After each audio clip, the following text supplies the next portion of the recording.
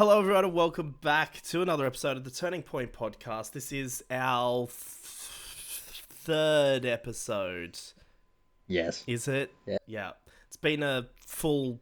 by the time this comes out, it'll be about a month or so since our last one. We did Birds of Prey, and I think that was released on the 15th from memory. So, Yeah. yeah, depending on how much time I have over the next week to between doing the million of uni assessments I need to do and that, hopefully it'll be up before that. So then it's not quite a month. Just imagine that it's always a month from the last episode. Even if it's not, you'll feel better if you know it. Yeah. We do episodes monthly. So you can expect at least 12 episodes a year, but then we'll do, we'll end up finishing the year on like 20. And then people will be like, how does that work? And we'll be like, what? Do it I monthly. don't know, man. Anyway, my name is Ben, and you are Lewin. Welcome back. I am. How are you doing?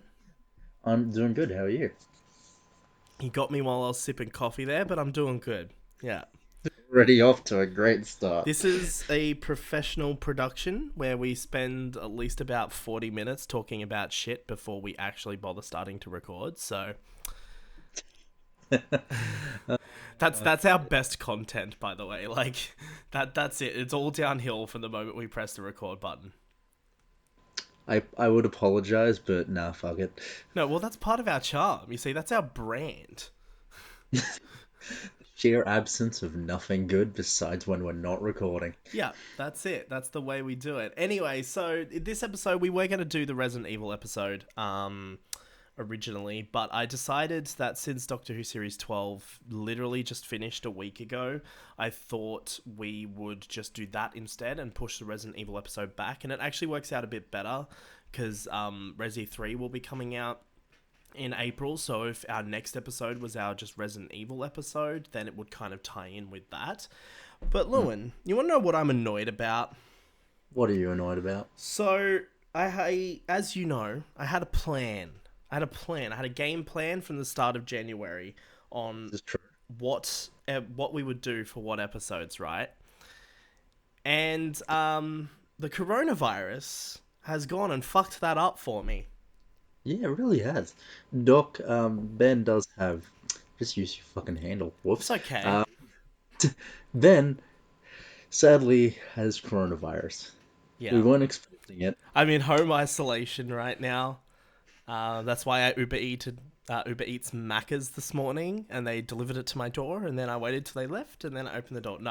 No. What's actually happened is the upcoming James Bond film, No Time to Die. James Bond just doesn't have enough time to die, apparently. But guess what? Now he's got even more time to die because it's been pushed back and delayed until November.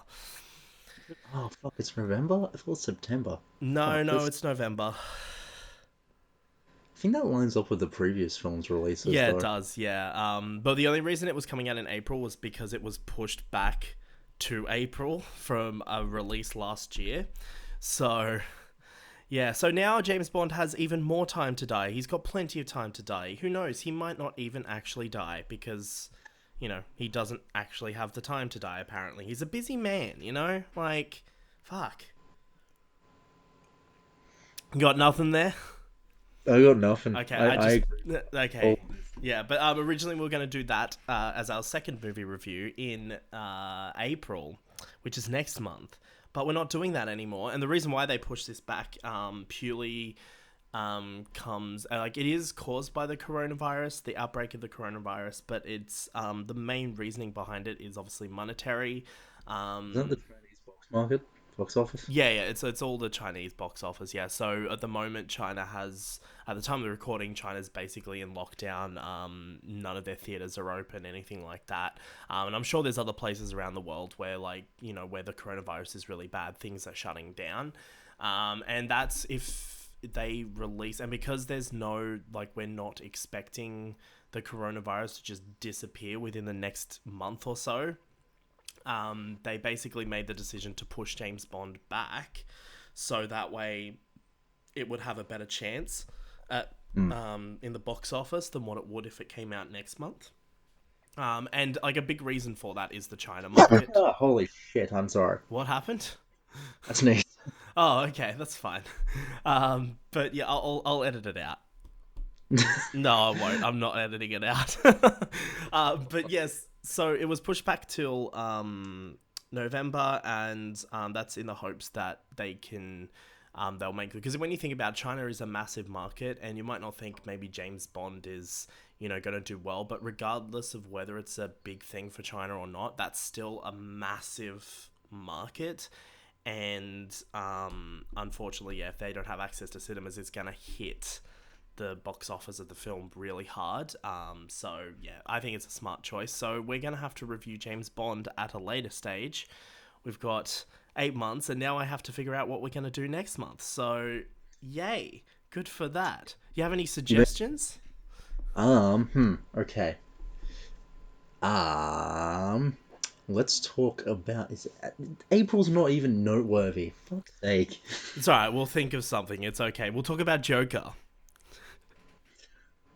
Yeah, sorry guys, we're not getting around to that this month either. We did plan on it, I've got it in my but notes. but no, it's not looking like we're gonna be able to get to it today. We have barely started yet, Yeah. but no, sorry guys. Yeah, it's okay. We'll Next. talk about Joker at some point, I'm sure. But yeah, I'm sure we'll figure out something to do next month. Like, I mean, I don't know if we should do Resident Evil 3 purely because when it comes out, I'm barely going to have the time to actually play it, and I kind of like to actually play it. So I don't know if we'll do that, but we'll think of something to do. It's all good. But yeah, so this month, so what we got coming up is we got Doctor Who today. I'm basically not really going to talk about much else. It's basically just going to be a big Series 12 wrap up. We've already talked about a few of the episodes. We've talked about the first 5 episodes on the last couple of podcasts, but we're going to go in depth. And we're going to go all out, and it's going to be all based on what we remember, because none of us have rewatched any of these episodes, so that should be interesting. Seen every episode twice, but they were both on the same week of release. So, Yeah. Do you know what's interesting? The last time I watched an episode of Doctor Who more than once, and bear in mind, I still haven't rewatched any of the episodes of Series 11. The really? only one I watched again was The Woman Who Fell to Earth. And the reason why I did, one, I like that episode, but two, I went to see it in the cinemas before it aired on TV. So I actually saw it twice, and technically I would have seen it a few more times because I actually did a video about it, which is no longer available. And I had to edit that video using the footage from the episode. So I've seen that multiple times, but that's the only episode from Series 11 I've seen more than once. I haven't watched any other since, and before that, I didn't watch Twice Upon a Time more than once. Or Really? actually, no, technically I did because I made a video about it and I had to edit it using the footage. So yeah, technically I did. The last episode of Doctor Who I watched more than once, ignoring those two examples because one's from Series 11 and one is Twice Upon a Time. Was The Doctor Falls. I've watched that episode multiple times. I've seen season 10 multiple times. But I remember back in the day, I used to watch each episode like multiple times.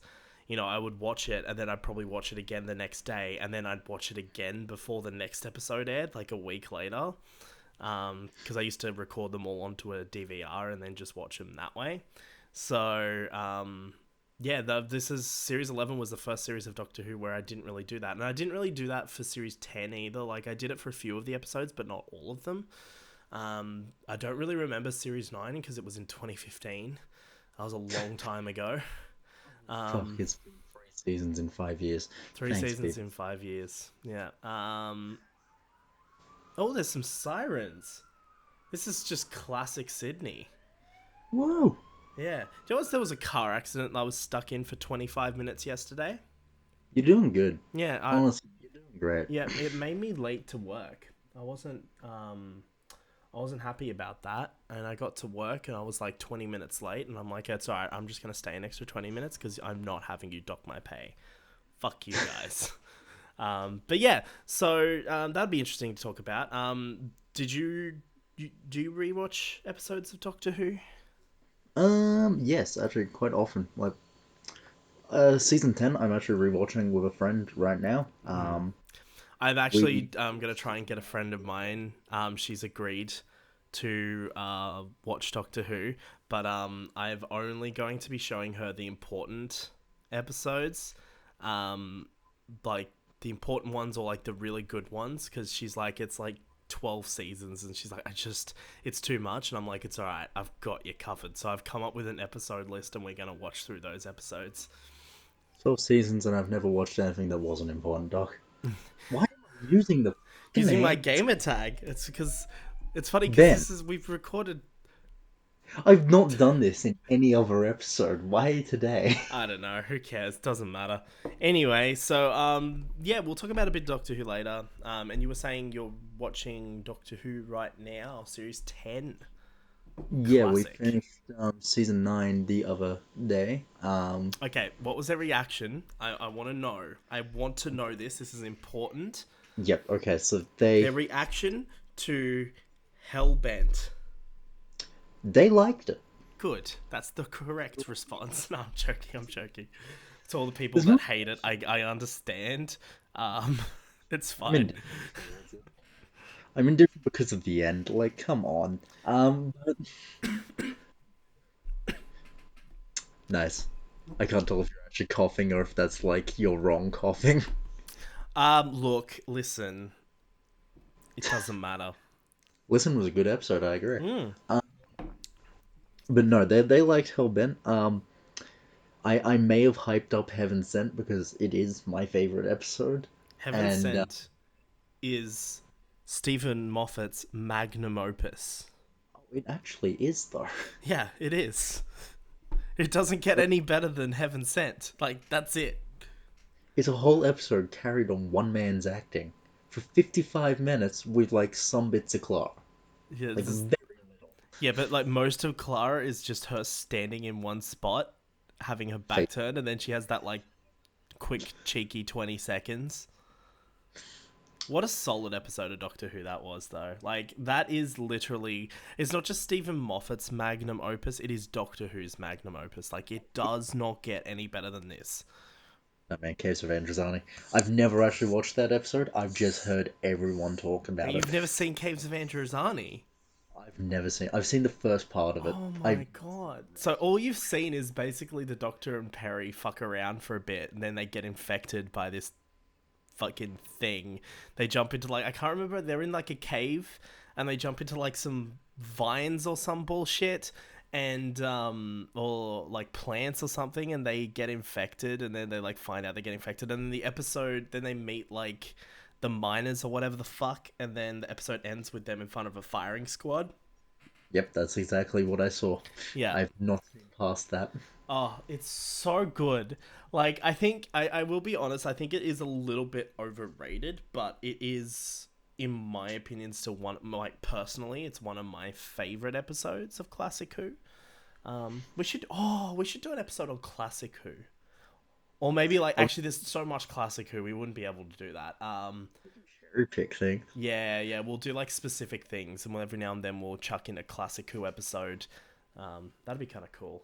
There's Anyway, 8 doctors. We can go through the doctors. Like, yeah, I I'd just fill out a podcast episode. Yeah, I would love to talk about. Actually, there's something involving classic Doctor Who that I want to complain. That like people's criticisms of it that I'd like to complain about. In terms of the Master in this series, because everything. These kind of, and these are the kind of people that complain online. These are the kind of people that are like, SJWs have ruined Doctor Who and all that. It's Uh, those kind of, it's like that crowd. But they always complain about how the Master, like in this series, they were like, oh, there's still no explanation for how the Master survived what happened after Spyfall. No explanation. I'm like, have you guys seen any Master story like literally ever? Because in classic Doctor Who, and there is an exception to this with Assassin is like the only time they're ever like, yeah, this is how he survived. yeah, like there are a couple of exceptions, but like 95% of Master stories end with him in some kind of perilous situation where he seemingly dies, or like it cuts away before it happens so you don't see, so it's just assume he dies, and then he's just back like the next time he comes back, and there's never any explanation. There is zero explanation ever. And that's the whole point of the character. You know, it's like Missy. Like, I actually know Missy, they did explain that, which annoyed me. Like, I really wish they just left that. And then it was just a case of like, oh, Missy gets like vaporized at the end of Series 8 and she's just back in Series 9. It doesn't matter. Who cares? You know? That's what I love about that character and like this complaint. And the only reason they're complaining about this is because they have no actual solid arguments beyond SJWs have ruined Doctor Who. They why did they have to be like the most vocal group? Yeah, I know. It's so frustrating. And I'm actually very happy to call out some of them because fuck him, they're never going to listen to this podcast anyway, so fuck him. There's a YouTuber called Balstrek. He is my favourite one to hate watch. Well, actually, no, he used to be my favourite one to hate watch until his videos went from him saying stupid things to just him shouting into a microphone for 10 minutes and not actually making much sense. And then I kind of was just like, well, I don't like hate watching you anymore, so I kind of stopped. But his argument, do you want to hear what his argument was for It Takes You Away? I would love to hear it. So his argument was, it's a bad story, right? And he was like, and the reason why is because it's an attack on single fathers. That was his argument. Sorry? Yeah, I know. What? What? That doesn't make any sense. What are you talking about? Yeah. And he always starts with each review for each episode. He always starts with this week's lecture. And it's like, oh, okay. Like, get off your fucking high horse. Anyway, we'll talk about... yeah. Yeah, well, yeah. We'll go in depth about that in a sec. Were you going to say something? Yeah, I know. I ran into like a YouTuber called Nerdrotic or whatever. I've blocked him. My God. So that I never have to run into his videos again. Yeah, my God. His videos are so stupid. His arguments are so stupid. Like, and it's the same arguments. Like, you know, like, it's just dumb. I don't want to get into the socials of it too much, but like the social politics of it too much because I can get very riled up about social politics. But Jesus fucking Christ, like... A certain way of speaking that really sets me off. Yeah. He says like multiple big words like they're meant to mean something in like one sentence, and you're like, you could have done that so much simpler. But no, you're just here to look big and act tough when you're just a fucking idiot sitting in your chair. And like, look, here's the thing about these people, and like, I will agree, and this is, sorry, I know I just said I don't want to get into this too much, but I just want to make a quick point. This is the SJW episode. This is our, we're just not going to talk about Doctor Who Series 12, we're just going to talk about SJWs. No, so my issue is like, I do agree with the general point that, you know, there is some media out there that is catering specifically to SJWs or specifically to, you know, do whatever. Like, there is some of it, you know, like, we've got the movies, like, you know, but then there's other ones where it's like, it's not so much what's in the film as more as what people behind the camera are saying. Like, for example, with Charlie's Angels, for example, that film flopped not because of the film, I don't think, because from what I've heard, it's okay. It flopped because of some of the shit that Elizabeth Banks, the director and also starred in the film, actually said leading up to it. And I think a lot of it comes to do with the people, like, not so much. And while there is some of it, a lot of the time, the arguments, it's like Star Wars, for example. You talk about, what's her name? Who's the Asian girl? Oh, no, Rose. Rose, yeah. So you talk about Rose, and a lot of people talk about her as diversity quota character, you know, like that kind of thing. I'm like, no, she's just a fucking actress in a film playing a character. Like, what the fuck? Shut the fuck up, you dumb cunts. Anyway, that's all I have to say about that. I do agree to an extent. Wouldn't That's it be Finn? Yeah, like, well, Finn is also, like, that's the whole point. The whole point is you've got Finn, you've got Rey, you've got Rose. They're all diversity quota characters. That's their argument. When I'm just like, well, no. No. That's not right. And it's the same with Doctor Who. Like they're all going on about, how each episode... And like, I will say Doctor Who has gotten more political, but I don't think it's necessarily... It's not Stephen something. Moffat, like necessarily Chris Chibnall, because this entire new era has kind of even classic Who a lot, but like this entire new era from Russell T Davies onwards has actually been commentating on current political issues. Like it's The not very a second new thing. episode had a global warming comment. Yeah, and but a lot of these people use the argument that, oh, you know what, like the Russell T Davies era was like the best era of the new show, and then Stephen Moffat came with his political agenda, and now you've got that. It's like, no, like Doctor Who has always been political, and like all media is political. That's like the point I'm trying to make. But there's a difference between pandering and actually having your political messages be a component of the story. And I will agree to a point that there is some media out there that do the pandering side of things where it doesn't really add anything to the story, it doesn't do anything. But I think a lot of the arguments a lot of the time that these people make don't make any sense because they're just talking about an actor in a film, or like it's like, well, they're an actor, they were just cast in a role. Like, it's not a political agenda to cast someone in a role, you know what I mean? Like, anyway, that's No. all I have to say about that. I'm not going to go more into it. But do you know what I would like to get into? I've got a feeling I know what it is. Does it involve your phone? No, no, no, not yet. I want to just do our segments that we usually do at the start of the episode, but now we're doing it like 20 minutes in. I want to do our little catch-up segment. Yes. Yeah, we don't have a theme tune for it. We should get some theme tunes. That'll be fun. That'll just involve me having to edit, though. Yeah, no, we're not going to get theme tunes. Anyway, yeah, what have you been up to lately? What have you been up to? What have you been doing? Watching Doctor Who with a friend. Watching. I finished. Did I mention last time that I finished BoJack Horseman? I I don't finished think BoJack so. Horseman. So that was good. I really enjoyed that. Whoa. Been playing some good video games. Started playing Dragon Age Origins for the fifth time. This time I might actually complete it. I've Mm. gone further than I ever have before. Um, and I'm reading the Day of the Doctor novelization by Stephen Moffat, and that Oh, yeah. is really good. Yeah.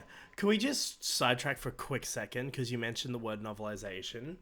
I just want to hear your quick opinions, and I want to keep this very brief. But Yep. I want to hear your opinion on Palpatine being revealed to have been a clone in the Rise of Skywalker novelization.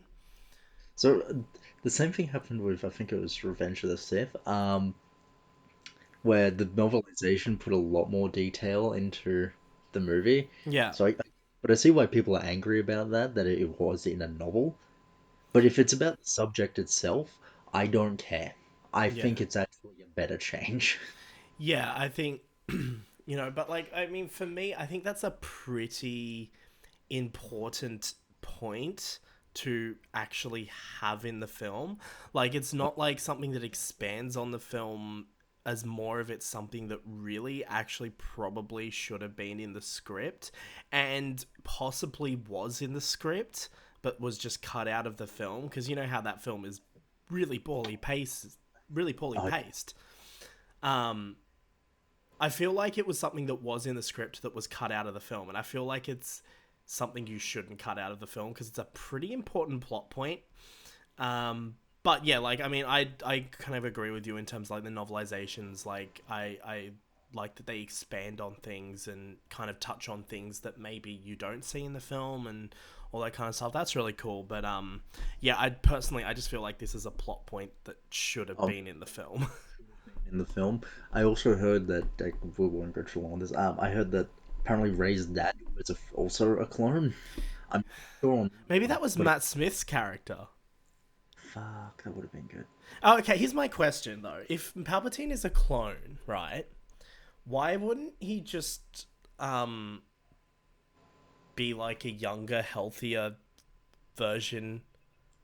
Like why would even if he's all like fucked up, because I think the book does explain that like the clone body is like completely fucked.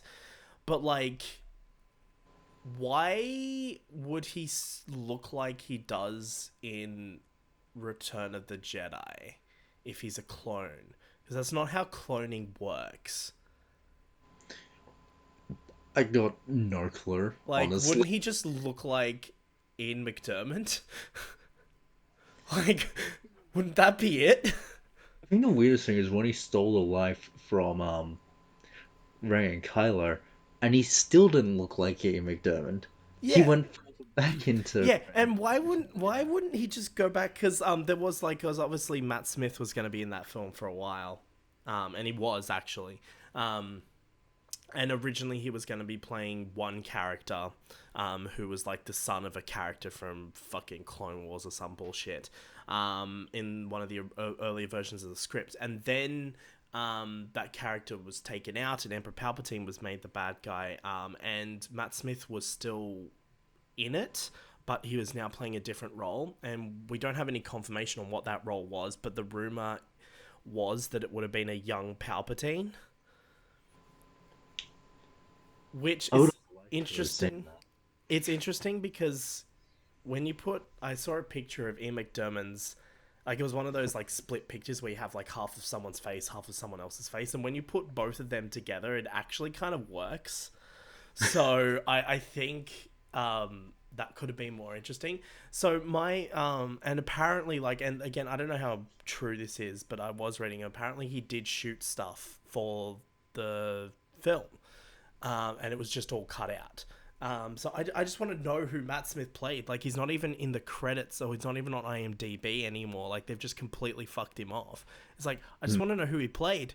Was it young Palpatine? Like what was it? But I think if he restored himself, because remember he fucked himself up in episode 3 originally, okay, and even if it's a fucking clone body, which again just doesn't make any sense, why wouldn't he just restore himself to like a young version of himself that can, that is like stronger and like why wouldn't you just do that? Like I don't understand. Brand relatability. Yeah, anyway, doesn't matter. So, yeah, you were reading the novelization of Day of the Doctor. What things are different in the novelization of the Day of the Doctor? Please tell me. There's actually quite a lot different in it. Like I found that, like, I know the episode pretty well by now. Yeah. Where I'm reading along, I'm like, okay, this is this. I've got the plot beat down, and then there's like a few extra lines of dialogue where I'm like, what? Mm. This isn't a part of it. And then it has each chapter is a written either by like Kate or the Doctor or the Doctor or the Doctor, Yeah. and it's really interesting to see how Stephen Moffat views the Doctor's inner thoughts. Yeah. He really goes for that self-hatred some of the time. Where Nice. I'm like, wow. What Like, one what one did Russell T Davies write? Was it the he wrote like the book, Yeah, yeah, yeah. which I've actually ordered from Dimmix, and that should be arriving sometime in the next 5 days. Um, but no, it was Rose. Oh, Rose. I was thinking it was the end of time for some reason, but no, Rose makes sense. That should be interesting because Rose isn't it like the Day of the Doctor's like a feature length episode. Rose isn't that long. It's like 40 No, minutes. So like it'd be interesting to see how that's turned into a novel. I've now Well, got a very small collection. I've got City of Death, the first new era um Target novelization. It's not a new era episode. It's a classic Who episode. Tom yeah. Baker. But I've got a few classic books. mm, They're not new ones though. They're from like the 90s. Oh my god, can I tell you about one that I have? Hold on, I'm gonna go grab yes. it. I've got it on the shelf just over there. Hold on.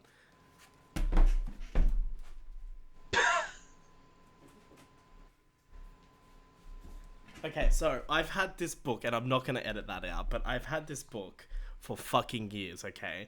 And it's a Doctor Who book. It's written by an author named David Martin, and it's called Search for the Doctor. The Doctor in this book is my boy Colin Baker. It's the sixth Doctor. And do you know what's interesting about this book? What? This is a choose your own adventure book. Nice. And it's amazing. I'll read the blurb. It's the year is 2056 and the Doctor is trapped in stasis by arch enemy Omega, but help is at hand from the Doctor's old friends Drax and K9 and you. Now open the covers and join the Doctor in an adventure through time and space. It's amazing. It's and then it's got like these questions like, have you ever longed to climb aboard the TARDIS and enter another dimension, meet the Doctor and joining him outwitting his enemies? Well, now's your chance. All you need is a pair of dice, a pencil, a little bit of luck, and all your wits about you. Fucking hell. This thing is amazing. Like, I'm never getting rid of this. It's my favorite thing. Doctor Who lends itself to choose your own adventure really well, but no one ever does it. Yeah. And it's got Omega in it. Yeah. Amazing. Anyway. Omega doesn't exist anymore. We know this. We'll hit that up later in the episode. That is not true. And we will talk about that later in the episode. No, I also got the Christmas Invasion, Twice Upon a Time, and Day of the Doctor, and then, like I said, I got Rose coming. Yeah, So. nice. I would like to listen to an audiobook version of it because I don't read. So I will listen to an audiobook sometime, I'm sure. I'm actually considering signing up for Audible, using one of the promo codes that one of the many YouTubers have because fuck it, I want to like check out some shit, but I just can't be fucked reading, quite frankly. So I'll just listen to it. Like a podcast. It's like a podcast, but it's a book. Yeah. Done. You hear that, Audible? Hit us up. If Raid doesn't want us, we'll take you. Yeah, if Raid doesn't want us, we'll take Audible. Anyway, yeah, so that's pretty cool. I have not been reading anything, or watching Doctor Who with friends because I haven't reached that stage yet, but I will update you on when that happens. Hey. But I will say that I have been... What have I been doing? Well, I'm still playing Resi 2. That's a thing that's still happening. I haven't played a lot of games. I actually had like a day because I didn't go to class last week. So there was like a couple of days where I just like really played quite a bit of it. But other than that, I haven't really been playing a lot. I've been more watching things just because, I don't know, like it just seems like when you've got like a heap of uni assessments to do, I don't procrastinate on those by playing games. I procrastinate by watching YouTube videos. So I haven't really been playing a lot, but I'm trying to get back into maybe playing some like Overwatch or something, just like something that I can play that's like short and sweet.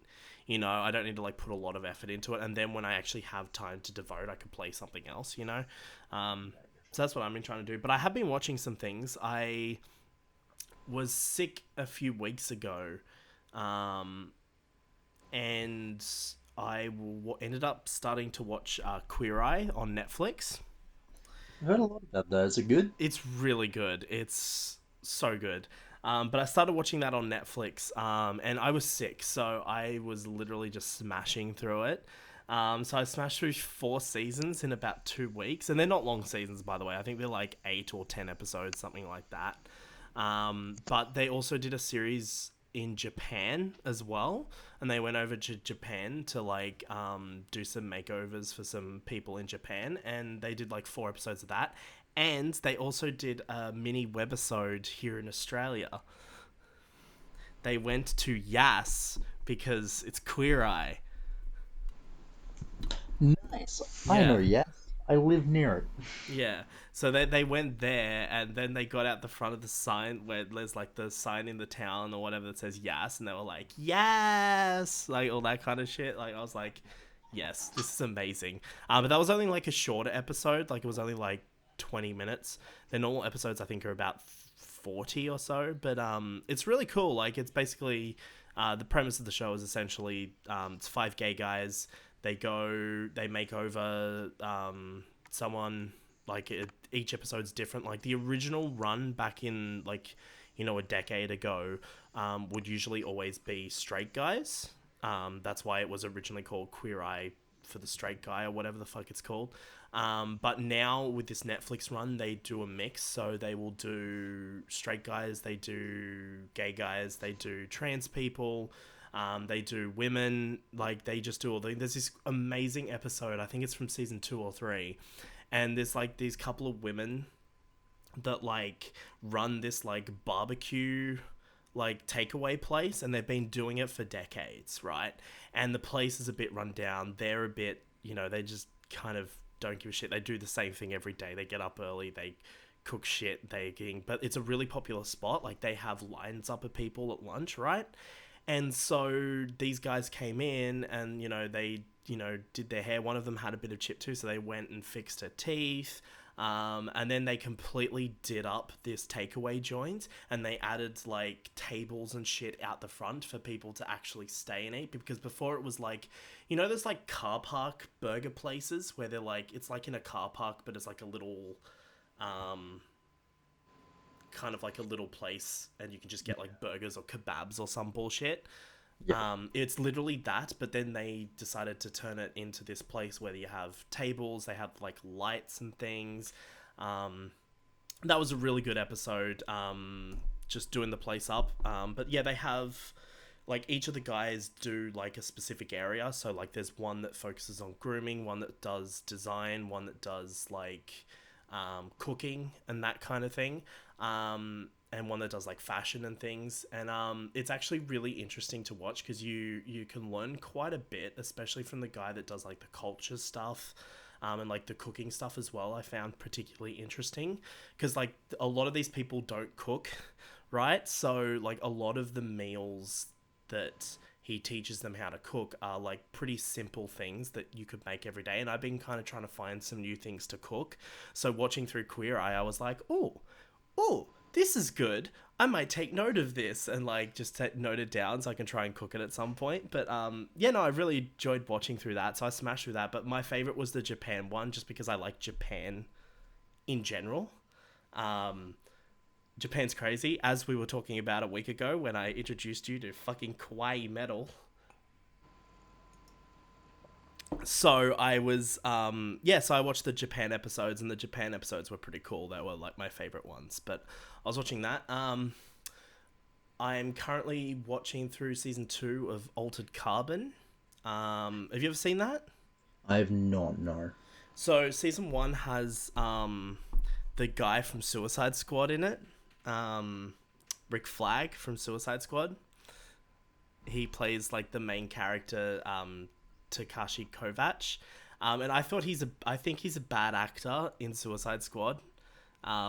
He's the one that's like, like, this is Katana, like, she can cut all you in half with one sword stroke. Like, that just really terrible line delivery. In Altered Carbon, he's actually good.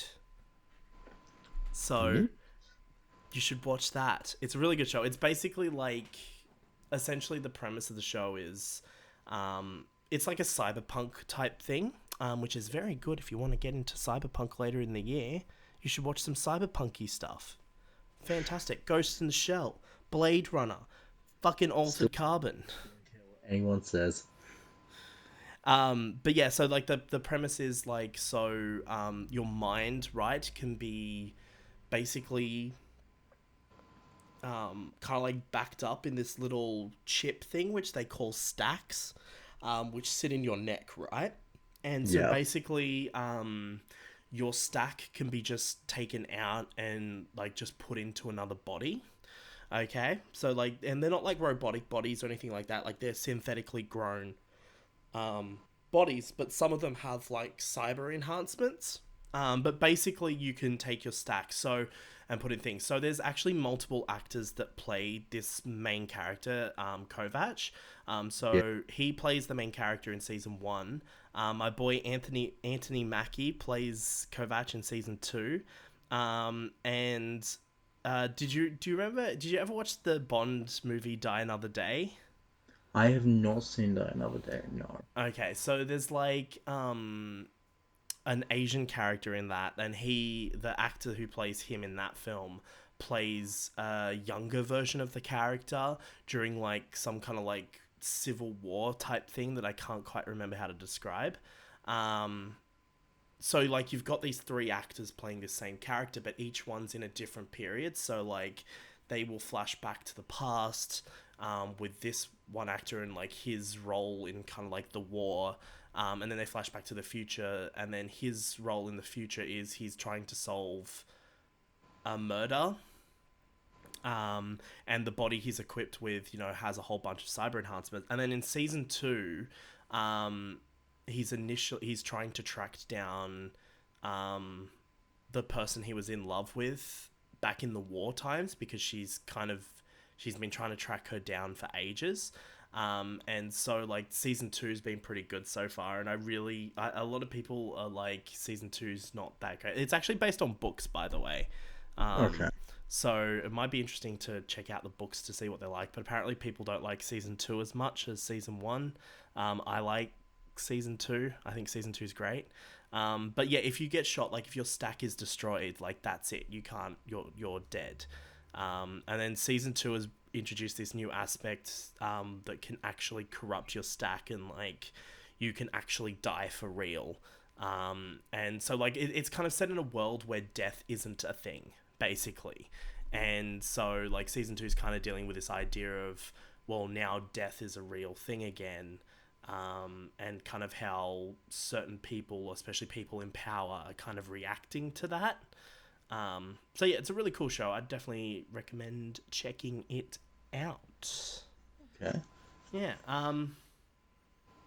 Other than that, I've just been doing cutie assessments. Oh, I watched I'm not going to talk. I watched a Korean film called Train to Busan.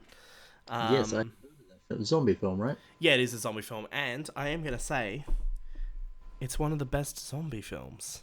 It's so good. It's better than the majority of American zombie films. Yeah, that's not really difficult. Yeah. I really like it. Like, I mean, my favorite zombie film of all time is Shaun of the Dead. Just because I love Edgar Wright, and I love his take. And, like, that film works because it's a different kind of take on it. Train to Busan is not like Shaun of the Dead, but it is a different kind of approach. Or not a different approach, but it's a different take on the zombie film. So like the whole film is more about the relationship between this father and his daughter, and it's about this father going on a character journey. He starts out the film very kind of like selfish, and he's barely present in his daughter's life, right? And he's a businessman, right? So he's very selfish. He focuses on his own interests. He's always working. He buys his daughter a Wii for her birthday, and the daughter just looks over at the fucking bench, and there's just another Wii sitting there that he already bought her. Like, that's how kind of disconnected he is from his daughter. Oh, And so anyway, so they decide for her birthday, she wants to go and see her mum, and she was just going to do it regardless, but he doesn't want her going on the train alone. And so they live in Seoul, but her mum lives in Busan. So they get on a train, hence why the film is called Train to Busan. But this film, like, what makes it different is it's a zombie outbreak, but it takes place on the train, and what happens on the train is a reflection of what's happening kind of in the larger kind of what's happening in the larger outbreak going on in South Korea. And there's also a lot and I mean a lot of commentary on, without sounding like the Joker, we live in a society, but there's a lot of commentary on society in it, and kind of the different classes in society, you know. But there's like two characters. There's this rich kind of banker character who only thinks of himself and puts everyone else before him, and he actually manipulates people into doing bad things throughout the thing, to survive. And then there's this other character who is so fucking good, the best character in the film.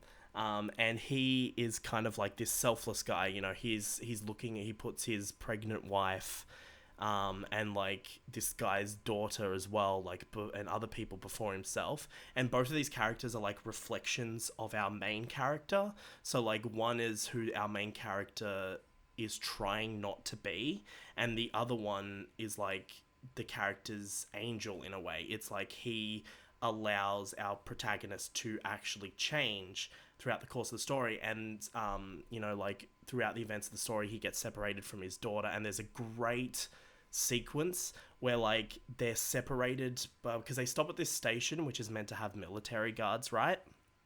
Doesn't matter, there's this fucking zombie outbreak there, so they all get back on the train, but they're all separated in different cars, and there's like multiple cars of zombies in between them. So they have to fight their way through these cars of zombies to get to the like the women in their life. So like the daughter, the pregnant woman, are all stuck in one car and they're in another. And there's a lot of visual metaphors and a lot of commentary. It's really good film. I recommend watching it. And you will be fucking crying by the end. I am telling you that now. You will cry. Pardon? There's a sequel coming out this year, yeah. I might hit that up before the sequel comes out. It sounds like it's good. It's on Netflix too, so you can just literally search it up on Netflix and watch it. That's how I did it. I want to watch this. It's always helpful. It's so good. I genuinely think it's one of my favorite zombie films, and only because the zombies aren't the focus, but there's this great commentary on class and society. There's a homeless guy. Before the zombie outbreak happens, there's two people that get on board the train without being noticed. One of them's a homeless guy, and the other one is someone who's infected but hasn't turned yet. And they're both locked in the kind of toilets on the train, right? But everyone is concerned about the homeless guy and just blatantly ignoring the person who's infected, because there's this rich guy on the train who is like the demon of the film. Like, he's not the villain or anything, but he's like that demon reflection of our main character. And he's just looking down upon this, and the whole sequence is this like commentary on how the rich view the poor in society and all that kind of stuff. And then the zombie outbreak kind of happens because no one's paying attention to this person who is clearly infected. They're like kind of stumbling through the train and no one's paying any attention to her. And that's kind of how the whole outbreak on the train starts. And it's just so much going on in this film. So good. I'm not going to spoil the ending, but my god. That sounds like a great time. It's so good. But yeah, that's also just given me some things to write about in my essay that I have to write about it for uni, so that's good. I also watched this dumb French film about millennial terrorists who blow up a bunch of shit, end up in a shopping mall. They kind of interact with each other for a bit, and then they all get shot and die in the end. And I'm like, what's the fucking point? What is the point? What is this film trying to say? So that's a dumb film. This is stupid. It's like half the film is focused on them carrying out the plan to blow up a bunch of shit, and then the other half of the film is just them just hanging out in a closed shopping center overnight, and then the SWAT raid it and just kill them all. And it's like, okay, is this a commentary on millennials? Like, what's going on here? Anyway, that's what I've been doing lately. Isn't there one other thing you've been doing that I don't think we've mentioned yet? So I this started as a joke, and I've actually kind of gotten into the game a little bit. But I, you know how we're always joking about how we should be sponsored by Raid? Well, I started playing Raid Shadow Legends one night because I was bored. And let me tell you this. I'll tell you this. There are so many raid thoughts that I've got a lot of raid thoughts, but I've got multiple raid thoughts. But I also have a Crusader who's in like medieval armor, and he's literally called Crusader. So they're my highest level characters. But yeah, I've been playing a bit of Raid Shadow Legends. It's great. Oh, I can collect something too. Nice. I've got it open right now. So I am getting a lot of armor for my daily rewards for logging in, which is nice. I love daily rewards. But what I love, and I'll tell you what I love about this game most, Lord. Yes. What do you love? So, I ranked in something. I have no idea what it is. So, like, you have... Oh, fuck off. Okay, I'll tell you one thing I don't like is whenever you log in, you get a million notifications telling you to buy shit. Don't like that. But when you finally get past all of that and you've got your champions... So I've got all my champions right now, right? I've got a few high-level ones. I've almost leveled up a few of them. Like I said, it's mainly thoughts. Some of them are wearing more clothes than others. But they all have really cool powers. Like my favorite one, I have two favorite ones. Like there's one character called Elhain, who is a high elf. She is actually wearing a lot in the way of clothing, but she does have a lot of cleavage exposed. And then my other favorite character is the sniper, who's got a bow and arrow, and we all know how much I love a good bow and arrow. Could you imagine if GTA 5 had a bow and fucking arrow? Oof, I'd be all over that. But she is kind of wearing pants, you could say. No. But anyway, that's not the point. I've got my raid thoughts, I've got my Crusader, but my favorite thing about this game is the fact that I can play it without having to play it.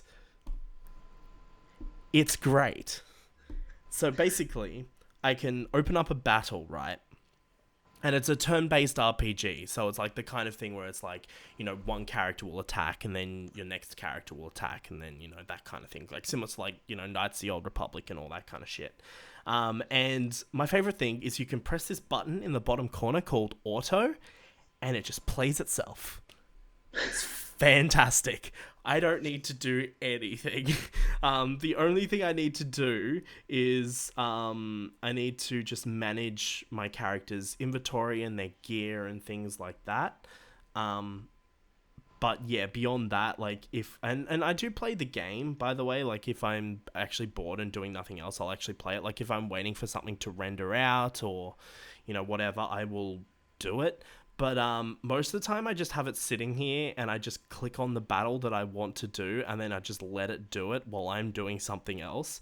It's amazing. I love it. I'm level 16 now, and I've actually almost leveled up a lot of my original champions. So that's my story with Raid. I actually think it's a somewhat decent time waster. I wouldn't say it's a good game. I would just say it's a good time waster. Like, how like sometimes, you might want something just to kind of just to fill in a few minutes of time. It's good for that, I would say. But also, like I said, you don't actually physically have to play it. So you can just level up. And they've got this thing called a sparring pit where you can throw your champions in. And they just level up automatically. They level up one level every whatever amount of time. So I've currently got one of my thoughts in there right now, and she's level 8 out of 10, and it's like 2 hours until next level. So I can just put them in the sparring pit, and they will level up for me. It's great. Honestly, it's everything you could ever want out of a mobile game. You don't have to do anything. And here's the thing, like, they do push a lot of microtransactions, which is standard for mobile games. I mean, look, it's standard for games in general, am I right? But, like, I mean, you don't need to do it. Like, so far, I haven't seen any of these things pop up where I'm like, I need this. Like, I don't feel like anything is unobtainable. I do know that, like, in any of these kind of games, progression does kind of halt at a certain point, and it does take longer to progress once you reach a certain point, but I don't think it's needed. Like, you can just get everything you want by just playing the game or not playing it in my case. So, yeah, Raid Shadow Legends. Would I recommend playing it? Look, not really. If you say yes, we can get that sponsorship. Yes, he would. Oh, yeah, sorry. For this sponsorship, yes, I would recommend playing Raid. In fact, I would be more than happy to do a full episode review on it. You know what I like to do while playing Raid Shadow Legends? I like to put on a nice audiobook. Right now, I'm listening to The Outsider by Stephen King. You can get it for free if you sign up to Audible today. Sponsor us Audible and Raid.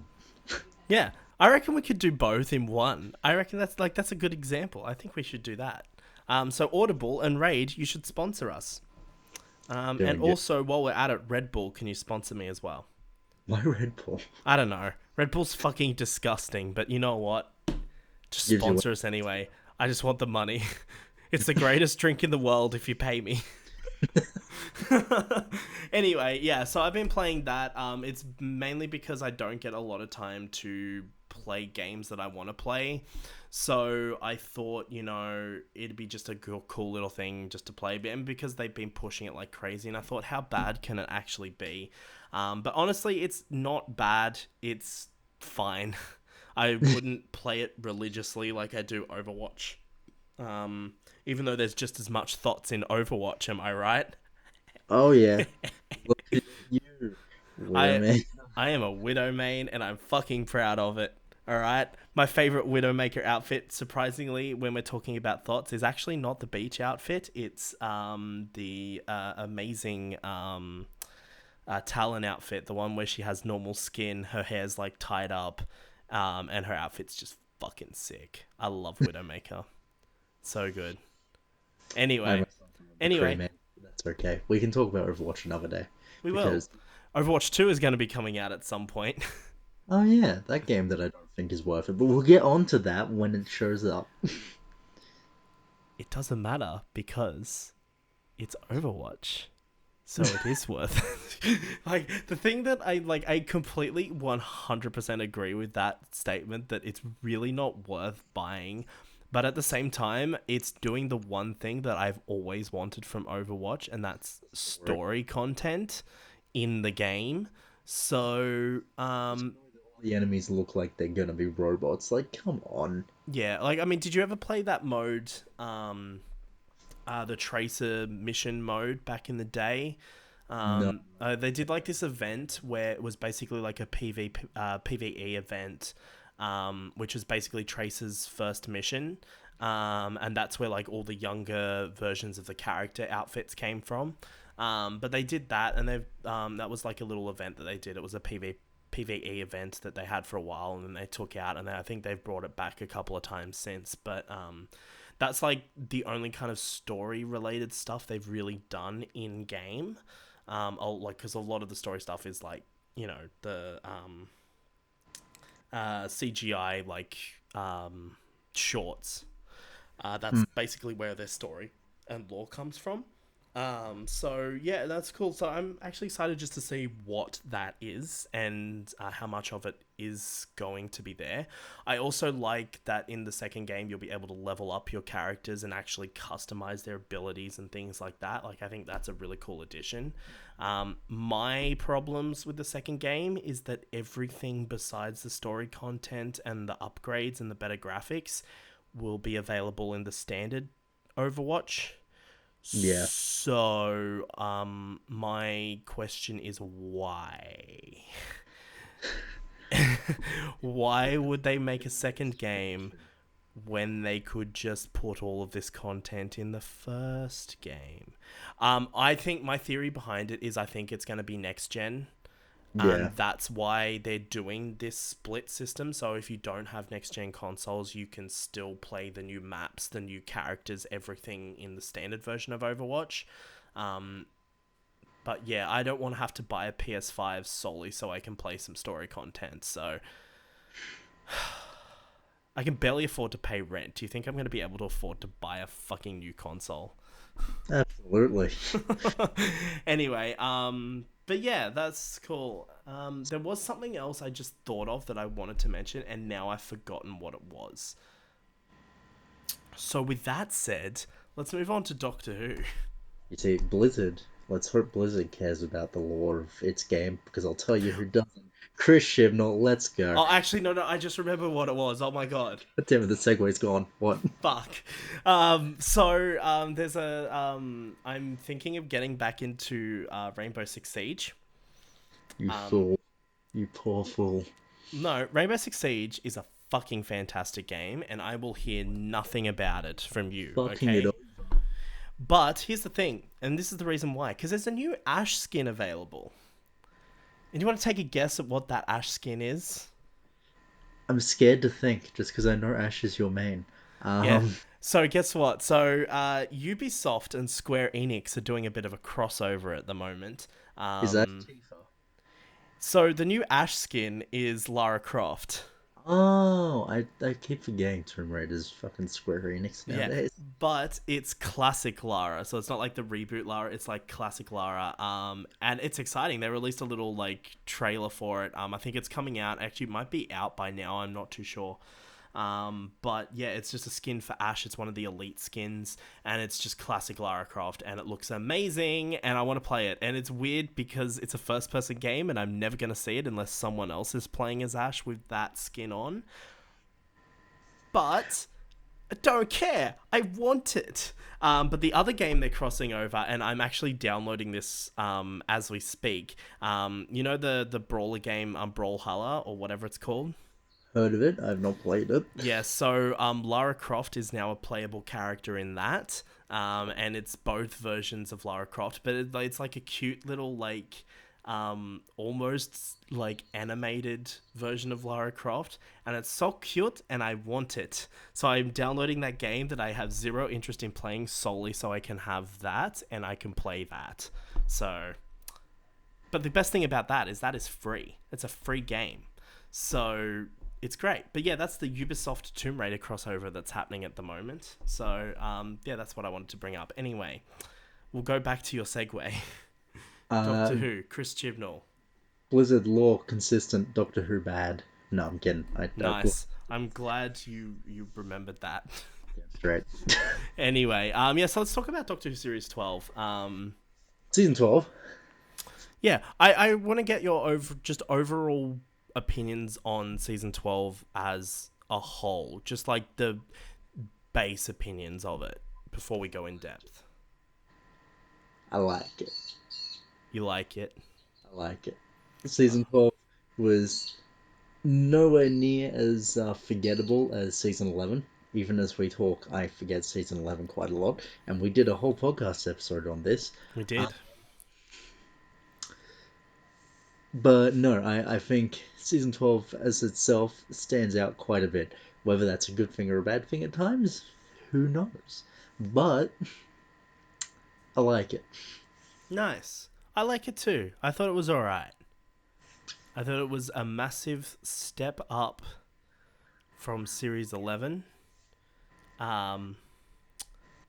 But, and there's a but in here, I don't think it's funny because I actually said to a mate of mine back when Fugitive of the Jadoon aired, I said to him, look, and he's someone who likes Series 11, by the way, and I said, look, I know what you think about Series 11, and he hadn't watched any of Series 12 yet, and I said, look, I know what you think. I think Series 11 is the worst season, but right now, and despite we had the episodes Orphan 55, I was like, despite that, I think Series 12 is shaping up to be the best season of Doctor Who since the revival. Didn't quite turn out that way because I did think the second half of the season, like, here's the thing, right, is I actually don't mind Orphan 55 in terms of the general, I guess, like concept and like production.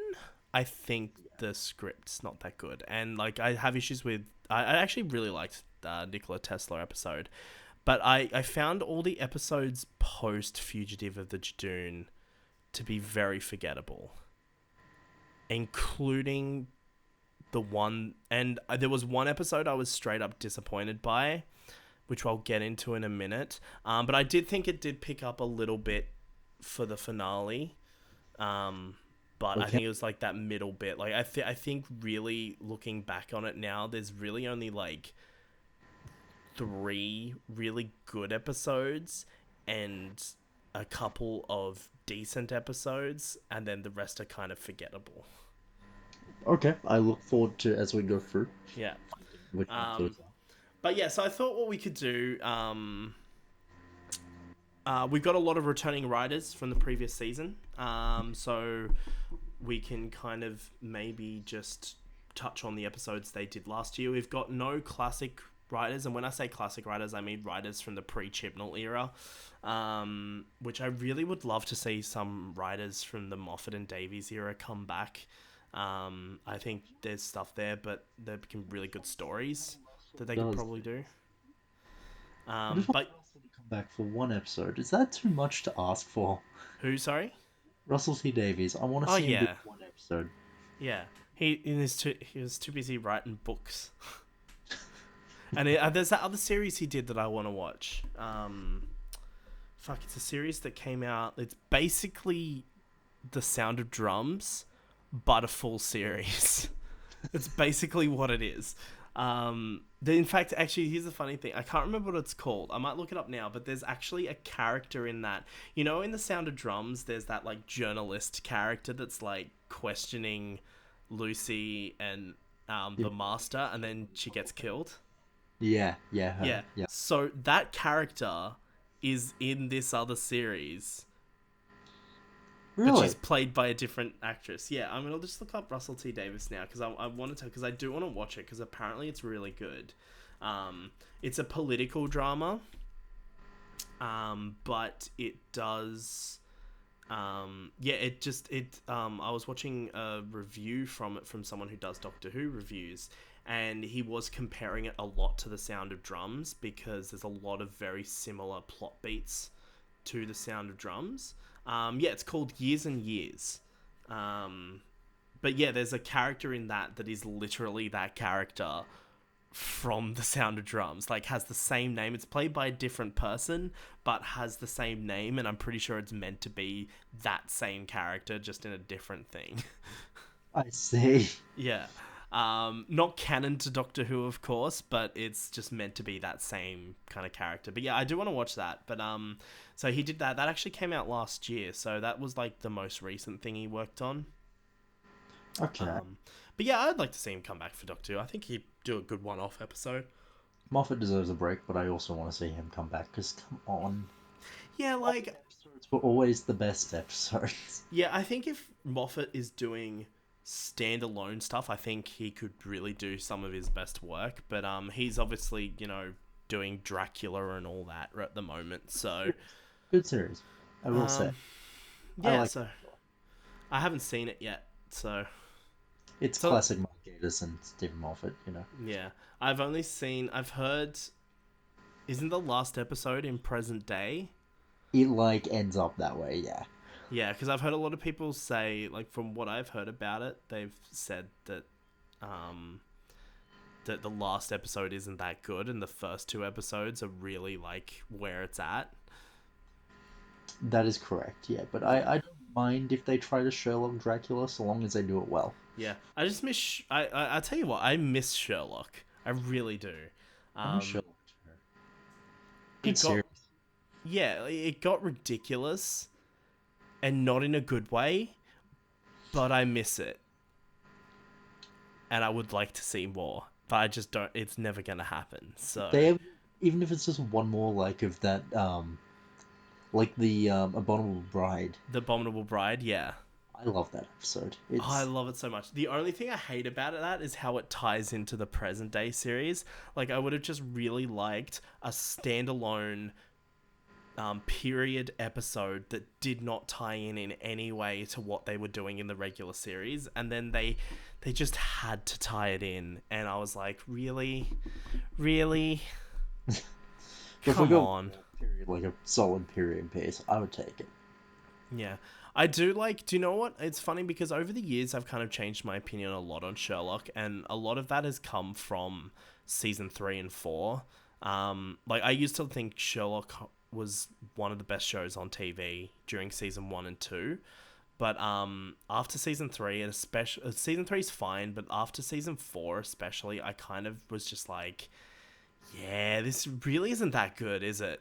You know, I think because it's by that point it stops being Sherlock Holmes and it starts to be a very self-indulgent show, which is very much Stephen Moffat in a lot of ways.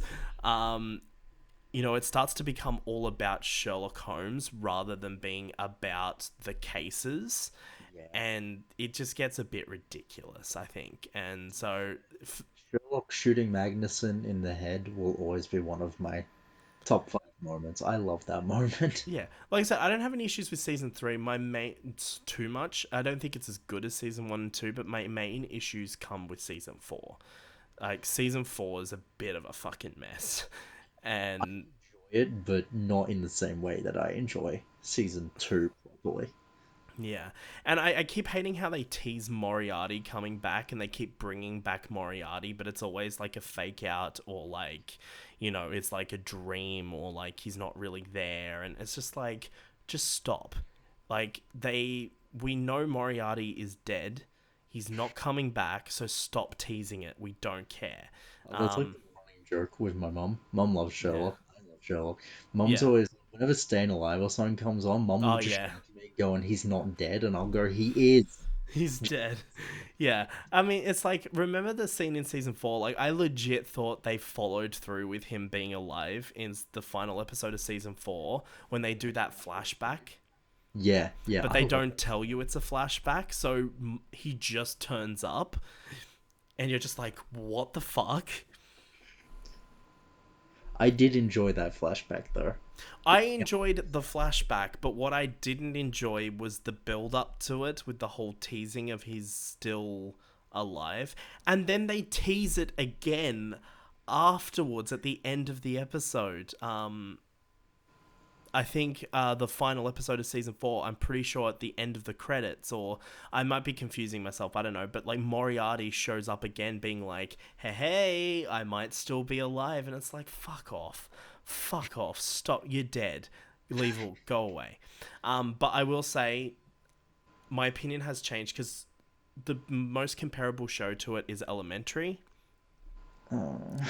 And I'm going to say, this is going to be controversial, but I'm going to say Elementary is a better show purely because its writing is a lot better, and it's not as self-indulgent as Sherlock became. And unfortunately, how self-indulgent it became really stains the rest of the show for me. Like, I'm not saying it's bad. Like, season 1 and 2 is still fucking gold tier standard shit. But I just think Elementary is a better show, unfortunately. And that's something that's changed since season 4. And the more I think about it, like, I would never have said that like 5 years ago. So, and it's funny because I didn't even watch Elementary. Like, I've seen season 1 and season 2, and that's as far as I've ever gotten in that show. But I just think the way they handle Sherlock in that show and the way that show is kind of written, and also it's a very different kind of show as well, I think it just works. And I actually do enjoy Natalie Dormer as Moriarty as well. I think she's really good as that character. And at first, I wasn't sure about gender swapping Moriarty, but I think it works. So They gender swapped Moriarty as well. I know they gender swapped John, but really? yeah, they gender swapped Moriarty. So Moriarty, it's funny because they actually combined Irene Adler and Moriarty into the same character. So in season 1, we learn about Sherlock's love interest, Irene Adler. And Irene Adler is played by Natalie Dormer, and she comes back, and they have that whole storyline. But then it's revealed because there's this mysterious character that is like doing things in the background behind the scenes, who's only known as M. And so they're trying to hunt down this person, right? And then that person is revealed to be Irene Adler, but her name's not Irene Adler. Her name's actually Jamie Moriarty. And so then that's how they bring Moriarty into it. But my favorite thing about that show is You know Sean Pertwee? Yes. Yeah, Sean Pertwee plays Detective Lestrade, and I love it. Oh my god. I love it whenever Sean Pertwee appears in anything. He's my favorite. That's fair. My favorite Lestrade is still Rupert Graves. I love Rupert Graves as Yeah. It's funny because in Elementary, he's a fucking drunk. It's great. I love it because, like, in obviously Elementary is an American show. It's set in America, so they have the detective that's American. But then in season two, Detective Lestrade just turns up from Britain, and you're just like, ah, look at this boy, look at him. I love him so much. Anyway, we've got really off topic about Doctor we have Who, haven't talked we? more about Sherlock than we've talked about Doctor Who. Um, Um. So yeah. I don't even know how we got onto Sherlock. We're talking about Stephen Moffat. Stephen Oh, Moffat. that was my criticism. That's one reason why I don't like Twice Upon a Time. Um, it's purely because it's a very like this is why I'm saying like Stephen Moffat is good when he writes standalone stories, but when he's given too much control, he can sometimes pull out some really good stuff, and other times it gets very self-indulgent. And Twice Upon a Time to me is just a very self-indulgent story, if you could call it a story, because it doesn't really have a plot. It's kind of just the Doctor and the First Doctor bumbling about for an hour until they regenerate. There's no threat, there's no real plot, there's no stakes. It's In just defense of Moffat here, it's Upon a Time- basically a Moffat just having a wank. That's pretty much what Twice Upon a Time is. just a reminder that that episode was never meant to exist. If I Moffat, know, I'm aware of that. Like I understand, but at the same time, like, come on. Just give me a threat. Anything. I don't care. It doesn't matter. I wouldn't care if it's the fucking Absorbaloff. Just something. God, no, I like the lack of threat for once because Mm, I feel the same way as the Doctor. Of oh, there's actually nothing. Don't know what to do when there's nothing. yeah. It's funny fact. Speaking of the Absorbaloff, I don't know if you ever watched any Doctor Who videos from a channel called Channel Pup. I have not known. Okay, so this guy is actually the kid that won that Blue Peter competition, and he is the one that created the Absorbaloff.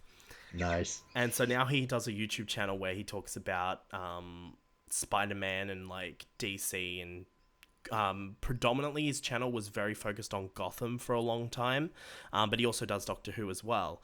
And he was recently talking about the Timeless Children, and the bit where, and by the way, we're going to get into spoilers here, so yeah, if you haven't seen series 12, fuck off. That's Pissed. but yeah, in the Timeless Children, when she's like in the Matrix and she starts like, you know, kind of just blowing the Matrix's mind, the Absorbaloff appears in that montage, and he freeze framed it, and he's like, "Oh, I'm honored. I feel so it's so like because he's like an adult now. Like he was a kid when he made that character, and he's now an adult, and he's like, oh, this is so touching." He's like the BBC. Oh, it's great. I love him. I recommend you watch him. He actually does some really good videos because he criticizes the show a lot. He's very against Series 11 and like that, but he's not like the arguments we were talking about earlier. Like he's actually critiquing the show, not just talking about the social political stuff. But he's good. I'd recommend watching him. Channel Pup. And he does a lot of Gotham videos as well. Does a lot of videos on Gotham's Joker.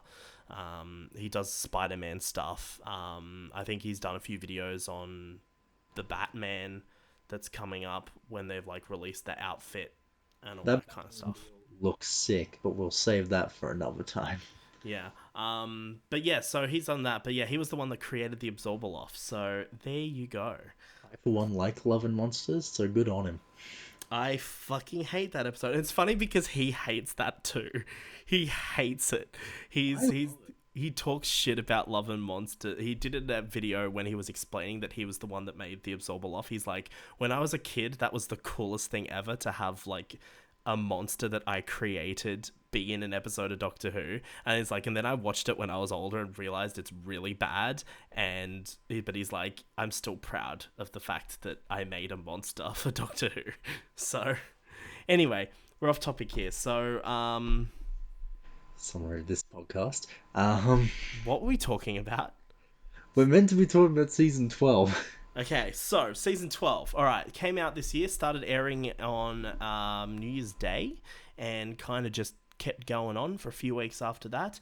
It is, and get ready for this, it is the 38th season of Doctor Who as a whole. We're nearly hitting 40.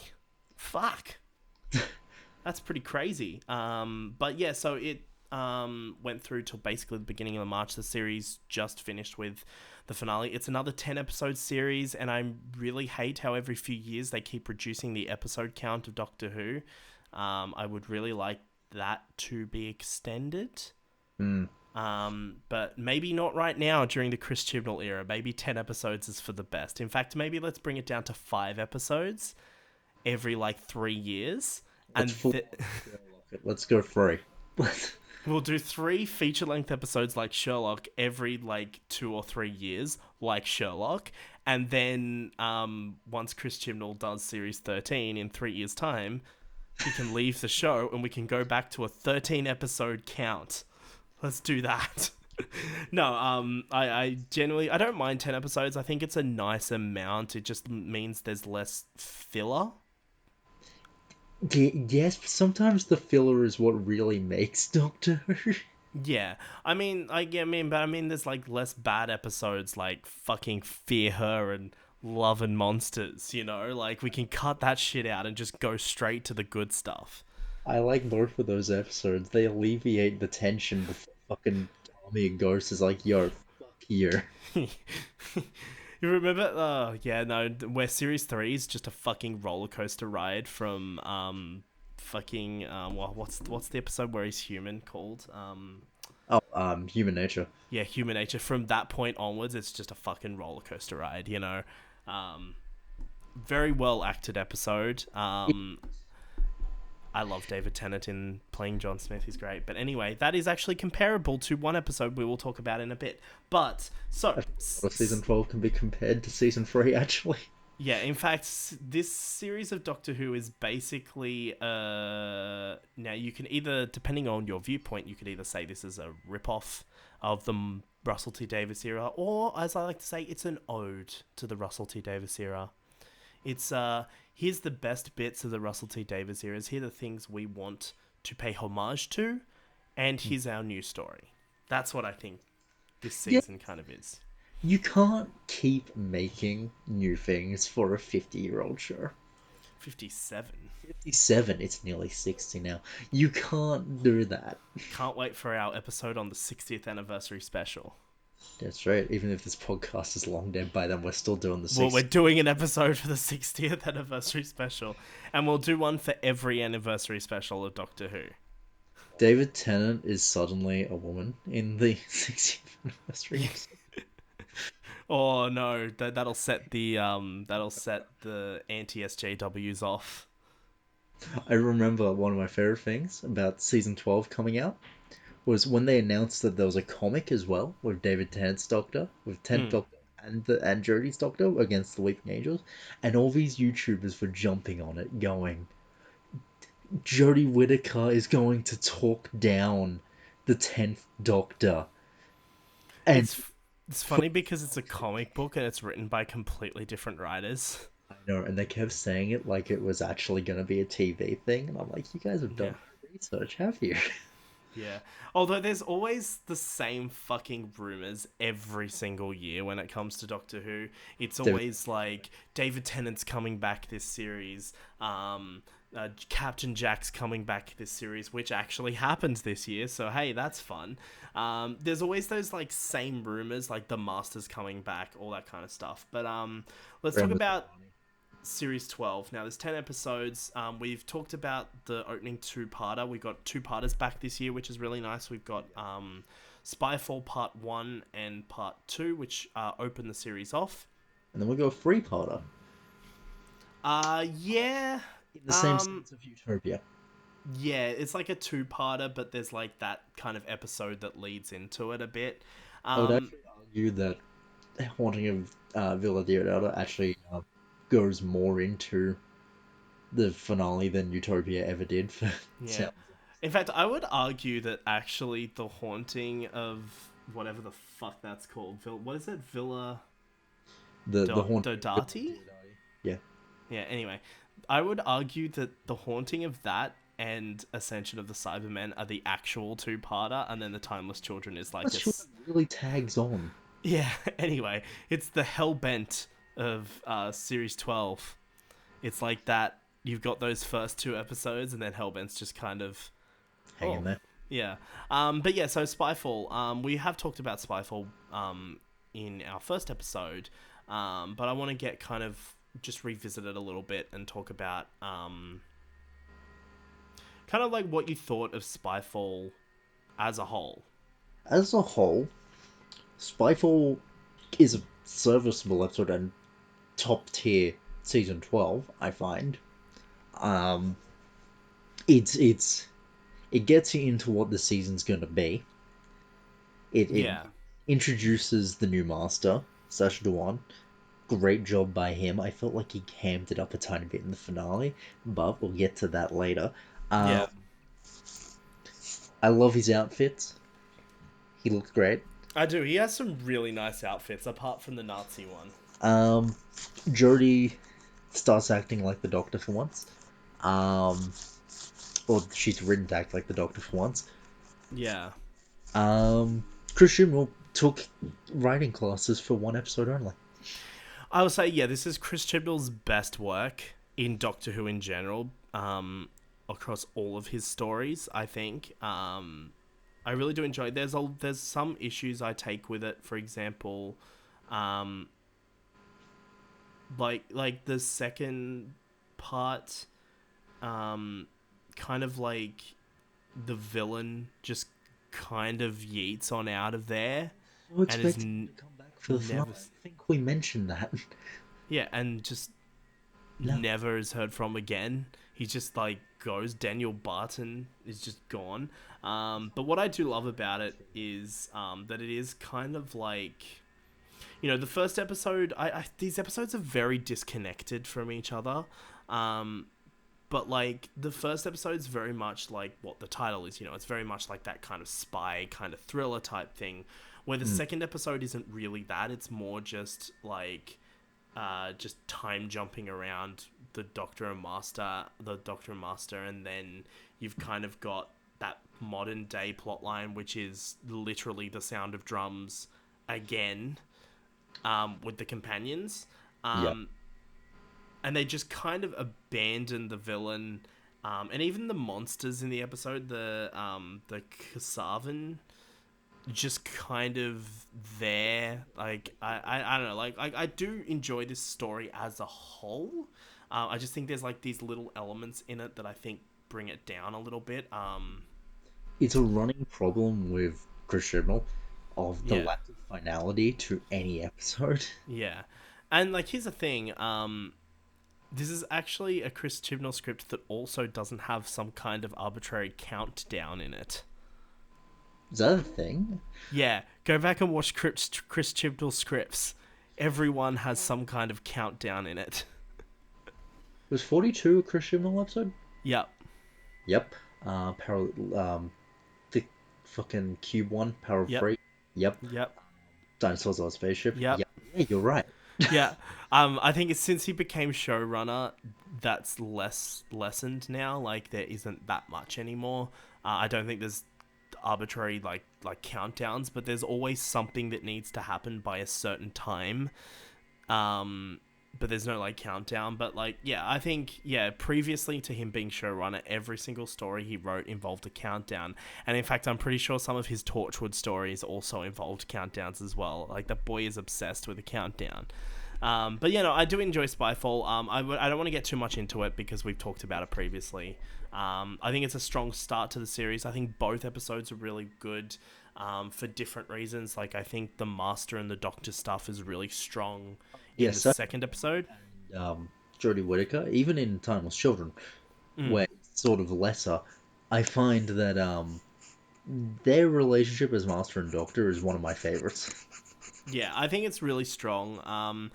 For me personally, it's not as good as the 12th Doctor and Missy, but with But with that said, like, it's a really decent performance, and Sacha Dhawan's incredible. Like, he's such a really good master. He really plays this role really well. Some of the criticisms I had of him, however, in Spyfall Part 2 was that he was essentially a copy of the John Sim master in a lot of ways, and there wasn't that much different. But that kind of, as the episode went on a bit more, those kind of initial layers kind of went away a bit, and there was something a bit more going on, and especially in the later episodes. So yeah, I do think he's a really decent master. Yeah, anything else you have to say on Spyfall? I mean, we've already talked about it, so I love the sets. Like, random thing to pick out here. I love the sets of Spyfall in particular, like yeah. the steampunk fair, Nazi Paris. Um, just all the locales look really nice in those two episodes specifically. Also, I love the humor for those two episodes. Yeah, there's a lot of really good humor, and like, Chris Chibnall is good at writing drama, and I think he's good at little doses of humor. I don't think he's not like a comedy writer or anything, but he's good at like injecting little doses of humor, and sometimes the humor is very subtle as well. Like, when you watch Broadchurch, it's a very serious show, but there are those little subtle moments of humor scattered throughout, and I think he's really good at that. Yeah, But yeah, I of humor, I'll admit. yeah, Like, I think in series 11 he was trying too hard with the humor, and that's why a lot of the Doctor's lines in series 11, or the Doctor's in general, fell flat for me, because it was just trying too hard and it just wasn't funny. Where this time around, I think he's done a bit better job with the Doctor's dialogue and um, the characterization. This is actually the first, I will say, with the exception of Resolution, this is kind of the first time I actually feel like the Doctor is the the doc. Doctor, and like, I actually feel like Jodie Whittaker's Doctor is a Doctor all on her own. Where in series 11, and we talked about this before, in series 11, she's just like doing a Matt Smith impression, or doing a David Tennant impression, or just acting like a child. Like, she's not really a character to herself, beyond the buzzwords like fam, like, I'm sorry, but that's not characterization. But this time around, like, and this is throughout series 12, by the way. Like, this isn't just this story. Like, I think Jodie Whittaker, they really, in between seasons, I think there must have been some kind of discussion, because of the Doctor's characterization was so inconsistent in the previous season, and her characterization was just dull in some episodes altogether. I think there must have been some kind of behind the scenes conversation of how can we improve this? What are this Doctor's traits? How does this Doctor react? Rather than going, how would Matt Smith react to this? And kind of just writing that. Yeah. But a lot of it too, and Stephen Moffat once said this, especially when talking about the 50th anniversary, he said that the way he writes the Doctor is the same for all of the Doctors. You kind of feel that with David in Day of the Doctor. Yeah, but what's different is what the actor brings to that. Yeah. So I really think Jodie Whittaker brought a lot more herself this time round as well. Hmm. So I think the Doctor, just in general throughout the season, is far better characterized, so much more consistent. And in my view, honestly, Series 12 should have just been Series 11. I think if you take the shit episodes of Series 12 out and replace them with the good episodes of Series 11, Then done. you have an 8 episode season. Well, I mean, okay, so the good episodes of Series 11, and then maybe just throw in a couple of episodes just to fill in that run. But, like, you would have a much stronger series overall, Oh, I definitely. think. Because, in my view, there's only 2 good episodes of Series 11. So, like, it. You start with the woman who fell to Earth, go to Ghost Monument. If Oh, see, like, the Woman Who Fell to Earth and the Ghost Monument is mandatory, because that's yeah, like the beginning. So you'd have to have those two.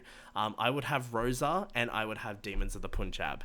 Everything else can go, and just bring in the good episodes of Series 12, sorry, and I think you have a solid season of television right there. just chuck in Spyfall. That gets the whole Oh, chuck and kablam! Kablam! the Flame Man. Have a Yeah, fez. it's so good. But okay, so back to Series 12. Let's talk about Orphan 55. Yes. 1155 is an episode that I don't really care for. Mainly because it's ruined by a singular moment at the very end, and I think everyone knows that it's in season 12 knows about this by now. Um, the really shoved down your throat, punchy in the face global warming message. Or Yeah. And message. this comes back to what I was saying earlier, how like all media is political, but there's a difference between just having a political statement and actually have it be a part of the story. And this is the perfect example of that. Like Orphan 55, this political message has barely anything to do with the overall story, and it's tacked on at the end, like for Not nine, like literally tacked on. It has yeah. zero connect with the rest of the episode. Oh, they do connect it to it No. with a couple of lines of dialogue throughout the kind of latter part of the episode before that big scene.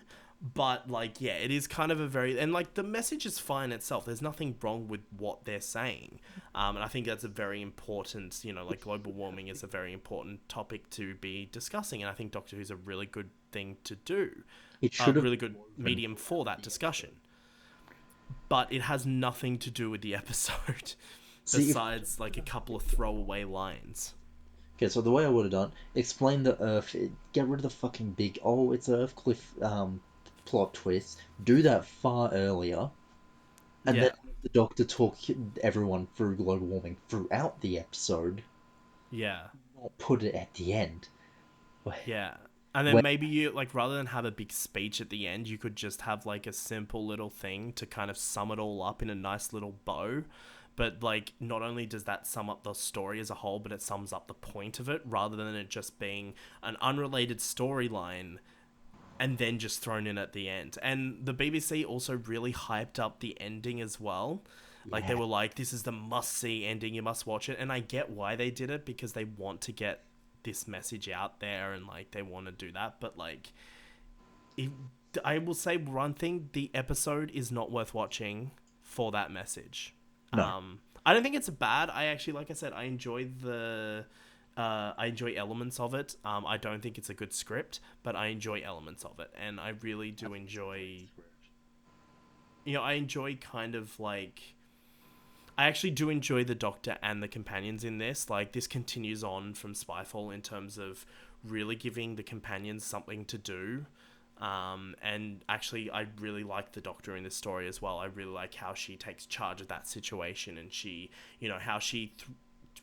how she presents herself as that kind of like authority figure in this series really works, where compared to series 11 it just didn't work. So like there's a lot of elements that I like, but I couldn't help but think of one thing throughout the entire episode, especially when we found out it was Earth. yeah.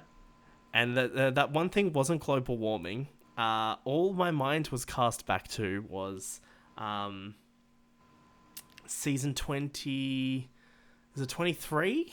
Trial of a Time Lord? That's Yes, 23. that's on my shelf right now.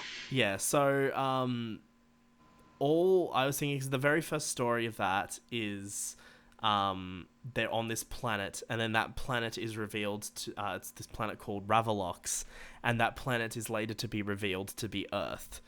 And that's all I was thinking about the whole time. From the moment they revealed it's Earth, I'm like, so it's just this Ravalox plot twist again. And I that was really distracting to me. I honestly thought you were leading into the joke answer of all I could think about past that point was, "Where's my Benny? Where's my Benny? Benny!" Benny! Yeah, that was really distracting. What a fucking great character. Oh, I love her so much. She's so precious. And then the next episode, Nikola Tesla's Night of Terror. I really enjoyed that episode. So did I. Again, I don't think it's a strong script, but I do. There's a lot of stuff I like in it. I like. I don't like the monster the villain, the threat. Not a big fan of that, but I do enjoy the general kind of plot, like the interactions between Nikola Tesla, Thomas Edison, and again, the companions have something to do, and the Doctor's really good. This is why I think this first half of the season, despite these two stories not being the strongest, is it's a lot stronger than the second half of the series. Yeah. For these particular elements. And we've talked about this before as well. This was actually the episode we talked about in our very first one because it literally just aired. I do enjoy it. I think, again, there's things that could be changed to make the story better, but overall, I do really enjoy this episode. It's a lot of fun. I really liked the actor that played Nikola Tesla. I thought he was really good. Great job. And yeah, it's just a fun little episode. It's a fun little filler episode. Yeah, it's a filler episode done right. That's what I say. Leading up to the release of the episode was everyone was going on about how they're gonna vilify Thomas Edison to make Nikola Tesla look good, and I could totally almost see them doing it, and Yeah. then they didn't. He was a human. It was good. Yeah. Yeah, it's just another reminder that there's these whole things that people are in quotation marks criticizing the show for just aren't actually real and not actually in the show. It's just them criticizing it because of social politics outside the show. I find that with season 12, a lot of the criticisms come before the episode. Yeah. They judge what's gonna happen, and when it doesn't happen, they have to follow through on what they've said in the worst way possible. Yeah.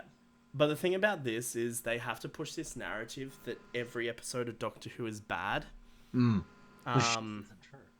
Yeah, like there's some really good stuff this season, but it's like, oh no, it's bad.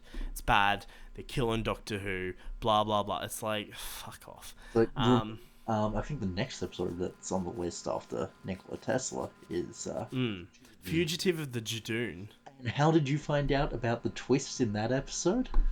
I was on Twitter. And it was hashtag Doctor Who cancelled, wasn't it? Yeah, that was it. Yeah. Fucking overreaction to it. Oh my god. It's funny because, like, I do like when we were talking about the rumors earlier, like, you know, the same rumors that happen every single season. And one of them actually came true for once. Captain Jack is back. He's only in the episode a little bit and his scenes are very disconnected from the overall story. But I think him being back was merely just meant to be a scapegoat because they did tease something big was going to happen in the episode, and that it's a must-watch episode. We need to stay tuned. And I think the whole point of bringing Jack back is to, like, create that false sense of security, like, oh shit, Jack's back. Like, that's what they're referring to. That's a big surprise. Just to lower your guard for the reveal later on in the episode with the Ruth Doctor. I think that's the whole point of Jack's appearance in the episode. It's just to kind of make you go, oh, okay, that's what they're talking about. And you just stop thinking about it. And then you kind of, later on, that's still a big surprise. I don't know. It's cool, though. He's great. That episode actually has lessened a bit. Some things from the season finale do tend to whiplash back through the season. You're like, oh, this kind of weakened that. That's one of those instances. Because I feel like Jack had no stakes in the Cyberman storyline, and yet that's the thing he's preaching in future. Yeah. But the thing is, in fact, John Barrowman actually has been teasing some stuff on Twitter. And it looks like, while I can't 100% say this because nothing's been confirmed. Actually, no, hold on. It was the official Doctor Who Twitter account that teased something. John Barrowman retweeted it with, like, an emoji that's, like, very, like, oh, what could this be? And, like, John Barrowman never retweets stuff unless, like that, like, unless he's directly involved. And it was something in relating to the upcoming special Revolution of the Daleks. So I think John Barrowman, I think Jack's going to be in that. I think people actually saw. There's a photo of people at the set, and you can see suspenders facing the other way, And if you look like it's John Barrowman. Yeah, it's easily John Barrow, and they're actually filming one of those like behind the scenes social media challenge videos that they've been doing. But the people pointed out that they have completely different clothes on to what they did in that episode with John Barrowman. So yeah, so I think yeah, he'll be back. And Chris Chibnall did say that he wouldn't be back in series 12. But Um, the but you know, Christmas specials with the previous season now, did they? yeah. But yeah, no, it was cool to see him back. He's really good, and Come think of it, that's the exact same lie Chris Chibnall used for the fucking Dalek in Resolution. There'll be no returning villains this season. Dalek in the Christmas special. yeah. Although like the Christmas specials are separate to the seasons. So like I We mean need and a scapegoat to say something's not happening in the yeah. season. But also like I mean remember there's also that contractual agreement to have the Daleks appear every season. So like at What some valid that is. Some people have been going around saying that that's not actually a thing, and I don't know. I think I honestly I do think it's a real thing. Um Purely because when you actually look at Doctor Who, the Daleks appear in literally every season, and even when it's a season where they might only cameo in it, they're still there every year. Um, so I think it is a legit thing. I think it's real because like it wasn't in series 11, but it was in the special, and I think there's a lot of misinformation about what the actual contractual obligations detail, because if you look at series 11 in 2018, the Daleks weren't in any of that, and the Resolution special wasn't actually until 2019. Yep. So there is that year there where things. So I think it's like a lot of people are going. The Daleks have to appear every year. I think it's like the Daleks have to appear in some form every season, and it doesn't have to be a full-blown Dalek story. It can just be a cameo, or it can be something, but they have to be in there somehow. So Look, I finally watched the trailer for Doctor Who and the Daleks, and oh, if it's the Peter Cushing movie. yeah, dear God, that scares me. I'm gonna say I've watched those films once because there's yeah, there's Doctor Who and the Daleks, and then there's Dalek Invasion of Earth, fucking whatever it's called, um, and they are truly something else. They are amazing.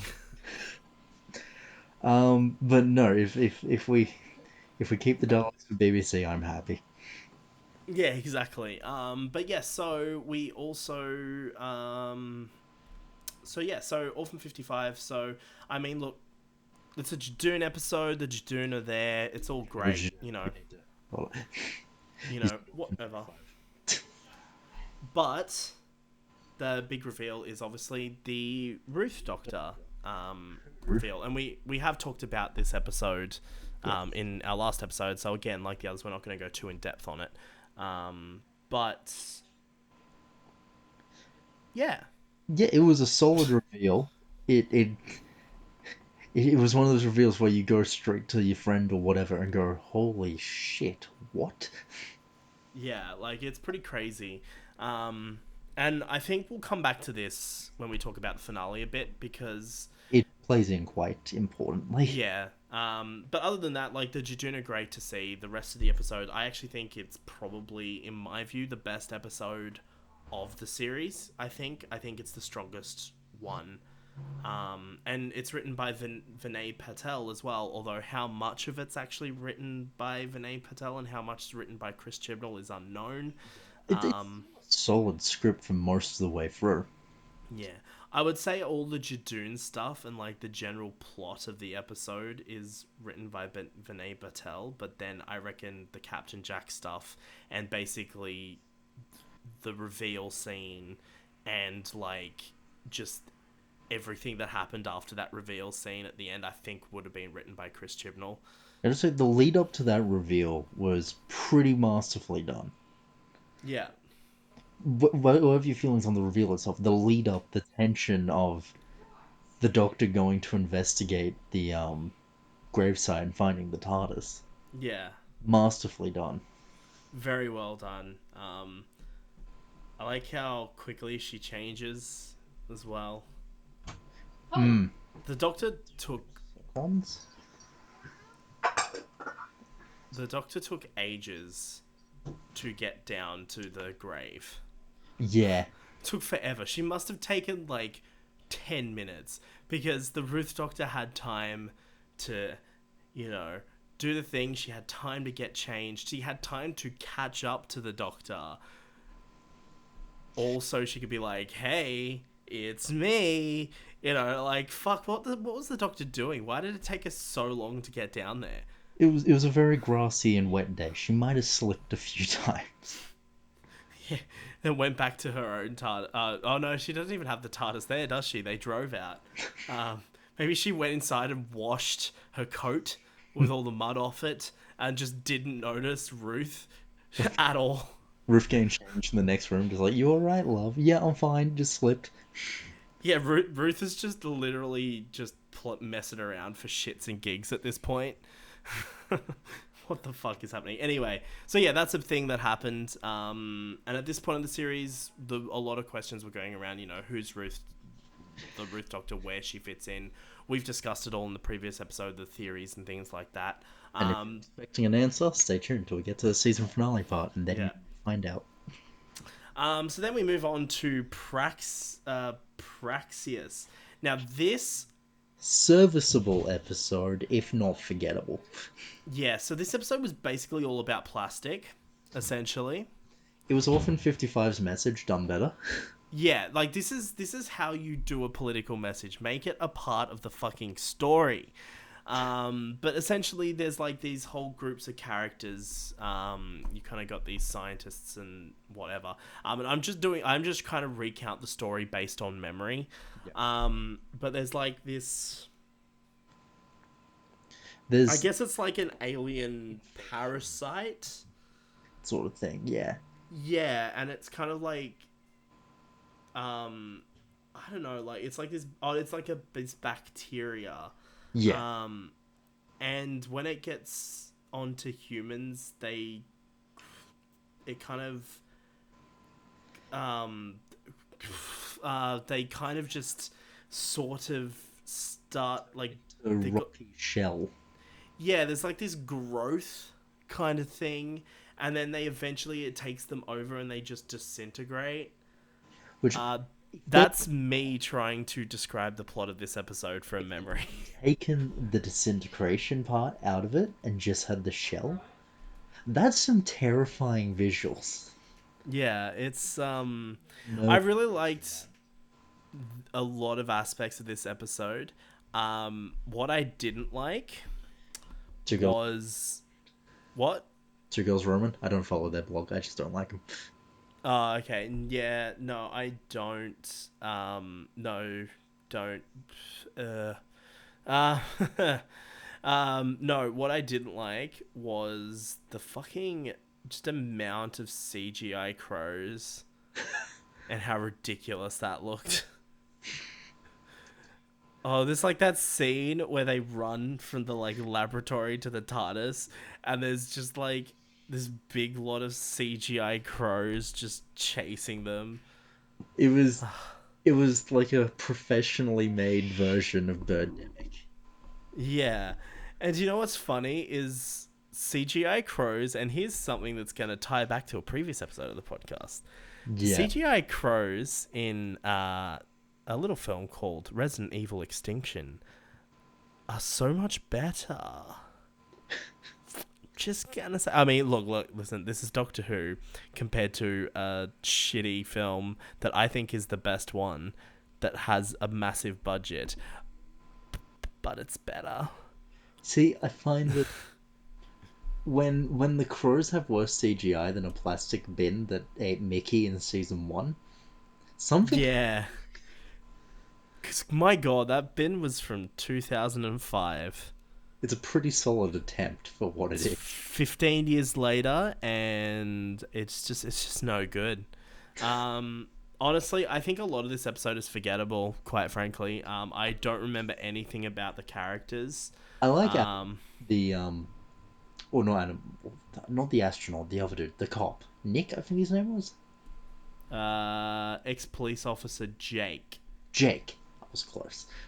I like Jake. Oh yeah, and his husband was like infected, and Mm, his husband was like the astronaut.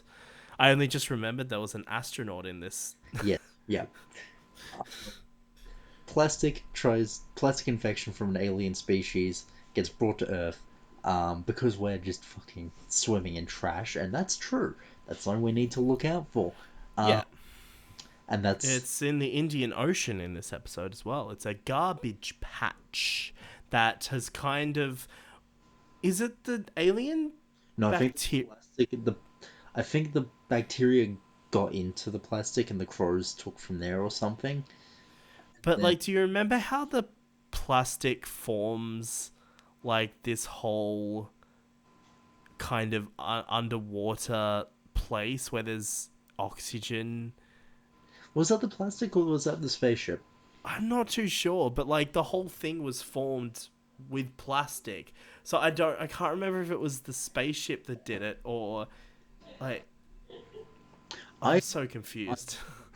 Practice is a serviceable but forgettable episode, like I said.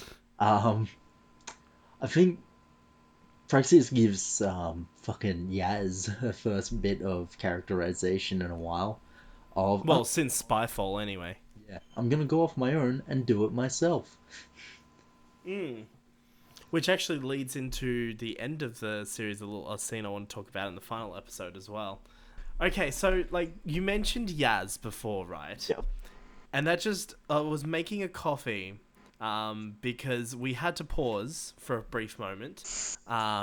So this has been edited, or maybe it's not going to be edited, and you're going to have like 5 minutes of complete silence. Who knows?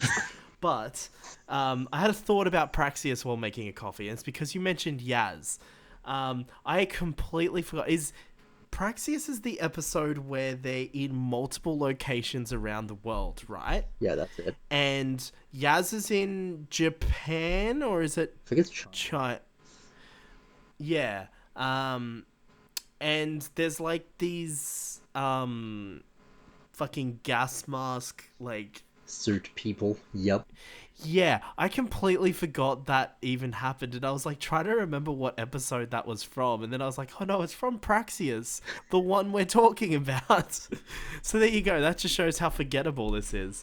But do you have any other final thoughts on Praxius? Not really, besides that the girl from Two Girls Roman was really fucking annoying. Like, this married couple hasn't had their proper honeymoon or wants to go for another one, and you're like, I'm coming too. And it's like, bitch, that's their moment. Yeah. No, What a bunch of dumb characters. Anyway, can you hear me? yes, I can actually. The mic's working fine. Ah, okay. Well, that's good. But do you know what else? Is let's talk about the next episode, Yes, it's a. I which is called "Can You Hear Me?" like I said, yes. Um, no, it's. Can you hear me? Is a good episode, I'd say. Except for some minor bits. All I remember from that episode is um, there's they're on a ship and there's like these two god kind of figures. Yeah. Oh, and there's like this whole bit in the past as well. Um, yeah, I really don't remember much about this So episode. it starts off in Syria, in like the 1300s or something. Girl goes through a fucking mental asylum. Um, place Is that what it was? It's a mental asylum. pretty much. Jesus. It's a place for the clinically insane. Um, the whole place gets attacked by a monster. It jumps forward to the doctor and having dropped off everyone, and they're all gonna meet back by lunchtime. And Mm.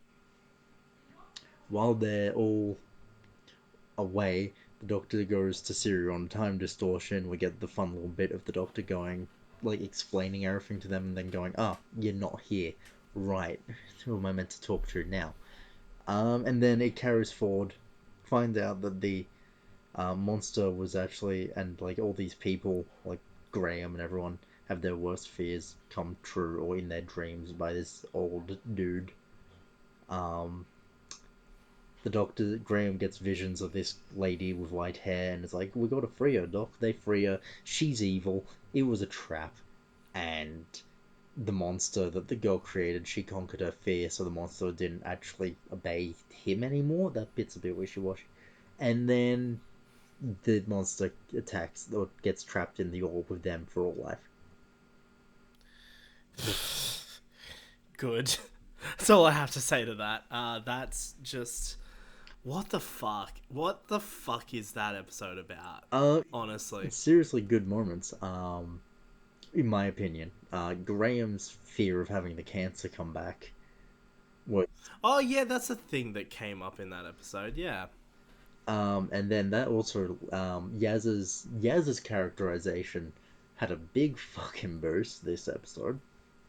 Mm. Oh yeah, yeah, because she has She ran away from home, which a lot of people are seeing for an analogy for suicide.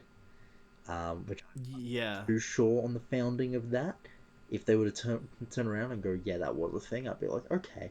But it could just be Yaz running away. Which is something I hope they explore a bit more of in series 13, considering that Yaz is going to be the only companion returning I'm for series 13. oddly thankful for. If I'm Yeah, because I want some character development for. It's funny because I was talking about. I was watching a video talking about it, and I still don't think this has been officially confirmed either. By the way, but I think like you could have easily had Graham not come back for series 12 and it wouldn't have mattered yeah, because like Graham's storyline's kind of done and I think Ryan's storyline's now just it's done. Like it's time to was done in fucking Kablam when he managed to jump the conveyor belt. I was like, I did it, and then you're like, yeah. oh, the dude with dyspraxia managed to do that, and then Yeah. every few episodes they're like, look, he has coordination, and you're like, we get it, he can do things now. Yeah. But yeah, so I'm really excited. I really hope they come back to this because I'd really like to maybe explore that a bit more and maybe explore some like mental health kind of stuff. I think in Doctor Who could be really interesting. So yeah, I really hope that this comes back as something that they can explore a bit more of next series with Yaz. I hope so. And I really don't want them to introduce a new companion. No, Like, no, just keep Yaz and the Doctor, and let's just flesh out Yaz a bit. Let's give Yaz some time to shine. Let's go back to that companion-Doctor relationship rather than, you know, having a big TARDIS team. And let's just do some interesting stuff. Like, that's what I want to see next series. So hopefully, it'll give a chance to get on a closer level with Yaz. Like, yeah. just be simple as, And who knows? Maybe they might get together. oh god, oh god. No, they won't. This isn't going to be another Rose. I don't think that's going to be the case. I don't think there'll ever be another Rose after River. After River, yeah. There's never going to be another Rose after River. Amazing names. Anyway, so yeah, can you hear me? I'm going to say this is a bad episode because I don't remember anything about it. So It did also have that bit at the end, where it also did mental health awareness pretty good.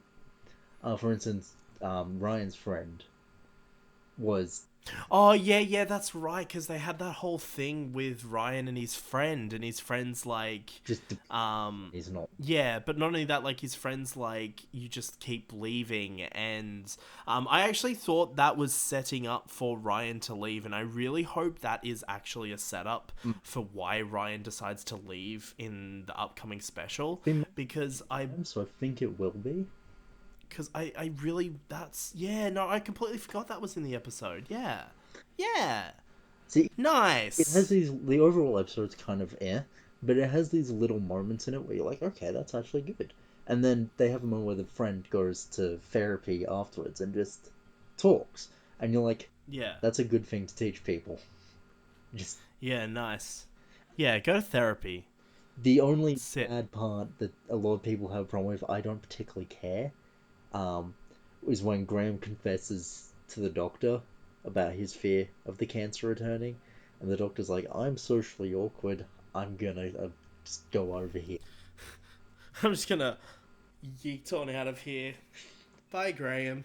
And that was actually the first time this season that BBC had to actually issue a response to fan complaints. And a Yeah. lot of people going, yeah, that's a perfectly human thing to do. And then a lot of people are like, the doctor should have actually, told him he'll be alright. And I'm like, we all know what this doctor's like. Let's not pretend that that was ever gonna happen. Yeah. Okay, so I want to talk about this next episode a bit because this was Are we up to the haunting of Villa? the haunting of Villa Dear Daddy. Dear Daddy. Yeah, whatever. Uh, Look, this is the episode I was talking about when I said I was really disappointed. Purely because I actually like the episode itself, but the episode starts out as one thing and then becomes something else. And I think the thing that it started out as was better than what it became, if that makes sense. no, that's fully fair. I can understand that. It does have a very visible tone change mid-episode. Yeah, I really liked the start of the episode, because I really wish Doctor Who did more horror episodes. There was actually something, I was going to do a video series with Tom once because Tom, like I said, has a horror-focused channel, and he's a big horror fan, and we were going to watch some horror-focused Doctor Who episodes and do some videos about them. So maybe we could do that as a future episode after Resident Evil. Maybe we could get him back in. We could all watch some horror-focused Doctor Who episodes and talk about them from the perspective of horror rather than Doctor Who. That could be an interesting idea. But this episode was something I was looking for because, I love the episodes in season 7. Hide? Hide. Yeah, it's a great episode. It's really good. It does the horror elements really well. It has I really don't care that it becomes this love story type thing. I just think the ending itself is just a bit rushed. Yeah. But I love the atmosphere that episode has. That really plays on all the horror elements, and I feel like this episode does the same, but it doesn't work. It's a much harder with change. Because to me, the moment the lone Cyberman appeared, I immediately didn't care about this episode. I just immediately was like, I don't care about this. And the reason why is because it was setting up to be one thing. It was setting up to be this horror-focused episode, and then it just abandons that, and all of a sudden we've got the lone Cyberman, which honestly, the lone Cyberman was an interesting surprise to see because I wasn't expecting him until the finale. Yeah. But at the same time, I was like, it's just a fucking Cyberman story now. It's not, anything that was making it interesting is gone. And that's my issue with this episode is, unlike Hyde, where it sticks with the horror elements throughout the whole episode and then has that rushed ending which changes the context, it still sticks with the horror elements. Listen, for example, is a horror-focused episode, and it sticks with those elements. This doesn't. It starts out as one thing, and then it's like, oh, maybe the place is haunted, you've got those two creepy ghosts, the woman and child or whatever, or the children, whatever they are, and they keep appearing, and there's literally zero explanation for them whatsoever. But just Graham's gag, and I actually did like that part, I'll admit. No, I like that stuff, but I'm like, there's no payoff to that. We're missing one big key factor in this, and that is the fact that this episode, one's historical, so the historical figure for this episode is author Mary Shelley. And yeah, and I quite enjoyed those characters. yeah, Lord Byron and Mary Shelley were great, as was just regular Shelley, Percy Shelley, what his name was. And Percy, yeah. I don't remember the other dude's name, the one who sleepwalked. Polly. I like him. Yeah, he was good. Like, I think this episode had some good characters. I just was so uninterested in the Cybermen stuff. And I think, by the way, the lone Cybermen is an interesting concept. Like, in terms of, like, I think it really does something unique and different with the Cybermen. But at the same time, like, remember when the Cybermen were literally just robot bodies with a human brain? But now they're kind of just like armor. That first changed in Moffat's time, and it was disconcerting to me then when Yeah. the Cyberman in Pandorica opens, attacks the Doctor, and you see the skull fall out. I'm like, why is there a skull in there? That's never been a thing. What? Yeah. Why is there a skull? And also, those Cybermen were the same Cybermen from the Russell T Davies era. So it's like the Cybermen just aren't as interesting when it's like they're just it's just armor. No. Like, I mean, it's armor that's like, I guess, molded to the skin, Yeah. molded to the human body. But there's like that human flesh element, and like the Cybermen are cyborgs, but it's not the whole human body. Like It's I think it's the whole human body when it's Mondasian Cyberman, yeah, yeah, and the Mondasian Cybermen. they're terrifying. Um, Yeah, no, that's because they're like the early versions of the mm, Cybermen as well. But like by the time they upgrade, like you get to a point like they're no longer that. They're just like, I mean, I can't speak a lot of the Cybermen of Classic Who because I haven't seen a hell of a lot of Cybermen stories in Classic Who. I've got them, I've just never watched them. But like in New Who, it's literally they just take the brain and put it but into you aren't a robotic use body. that anymore because that was only ever Russell T Davies. Yeah. But I find that a lot of the worst part about the Cybermen, I mean this in like a horror way, the worst part about the Cybermen in the Russell T Davies episodes, Army of the Cybermen, and fucking what was the other one? Age of Steel. Age of Steel, yeah, yeah, yeah. Was when imagine just being a brain and discovering that you're in a cyber suit, and when Yeah. to flick that switch, and they realize that would be nowhere near as impactful if you were just a body in a cyber suit. Yeah, exactly. And they try to do the same kind of thing with the lone Cybermen, like the emotional inhibitor. He's not fully converted. The emotional inhibitor doesn't exist. So like, but it's just not as good. And I actually, by the way, I want to make this very clear. I do like the performance of the lone Cyberman. I actually do think he has a very great presence, a very threatening presence. I just, I'm not a fan of it, to be honest. That's fair. It's been an issue with the Cybermen ever since, um, really just Moffat's era. Sorry. Yeah, and and like I said, like the moment he appears, he's sent back in time from the future by fucking what is it? It's he's sent back in time by it's revealed to be He the old dude, and he's kind of like he was part of the unit that sent the lone Cybermen back in time in the final episode. So they were sent back from the future war where the Cybermen wiped out humanity. Is it ever stated when that actually happens? Because that really contradicts the majority of Doctor Who. the cyber I think happens in like the 51st century or something. So maybe that's fucking Jack's stake in it. Um, it takes Yeah, mate. what the old Yeah, dude sends the Siberian back in time to hide the the Siberian. knowledge from the Cyberman. Then the lone Cyberman jumps back by himself, Yeah. and then What is the Siberian? it is like all cyber knowledge and tactics put into a fucking Terminator thing, It's literally a T-1000. pretty much. Because, like, the Siberian's been mentioned before, I'm pretty sure. It could be a classic Who thing.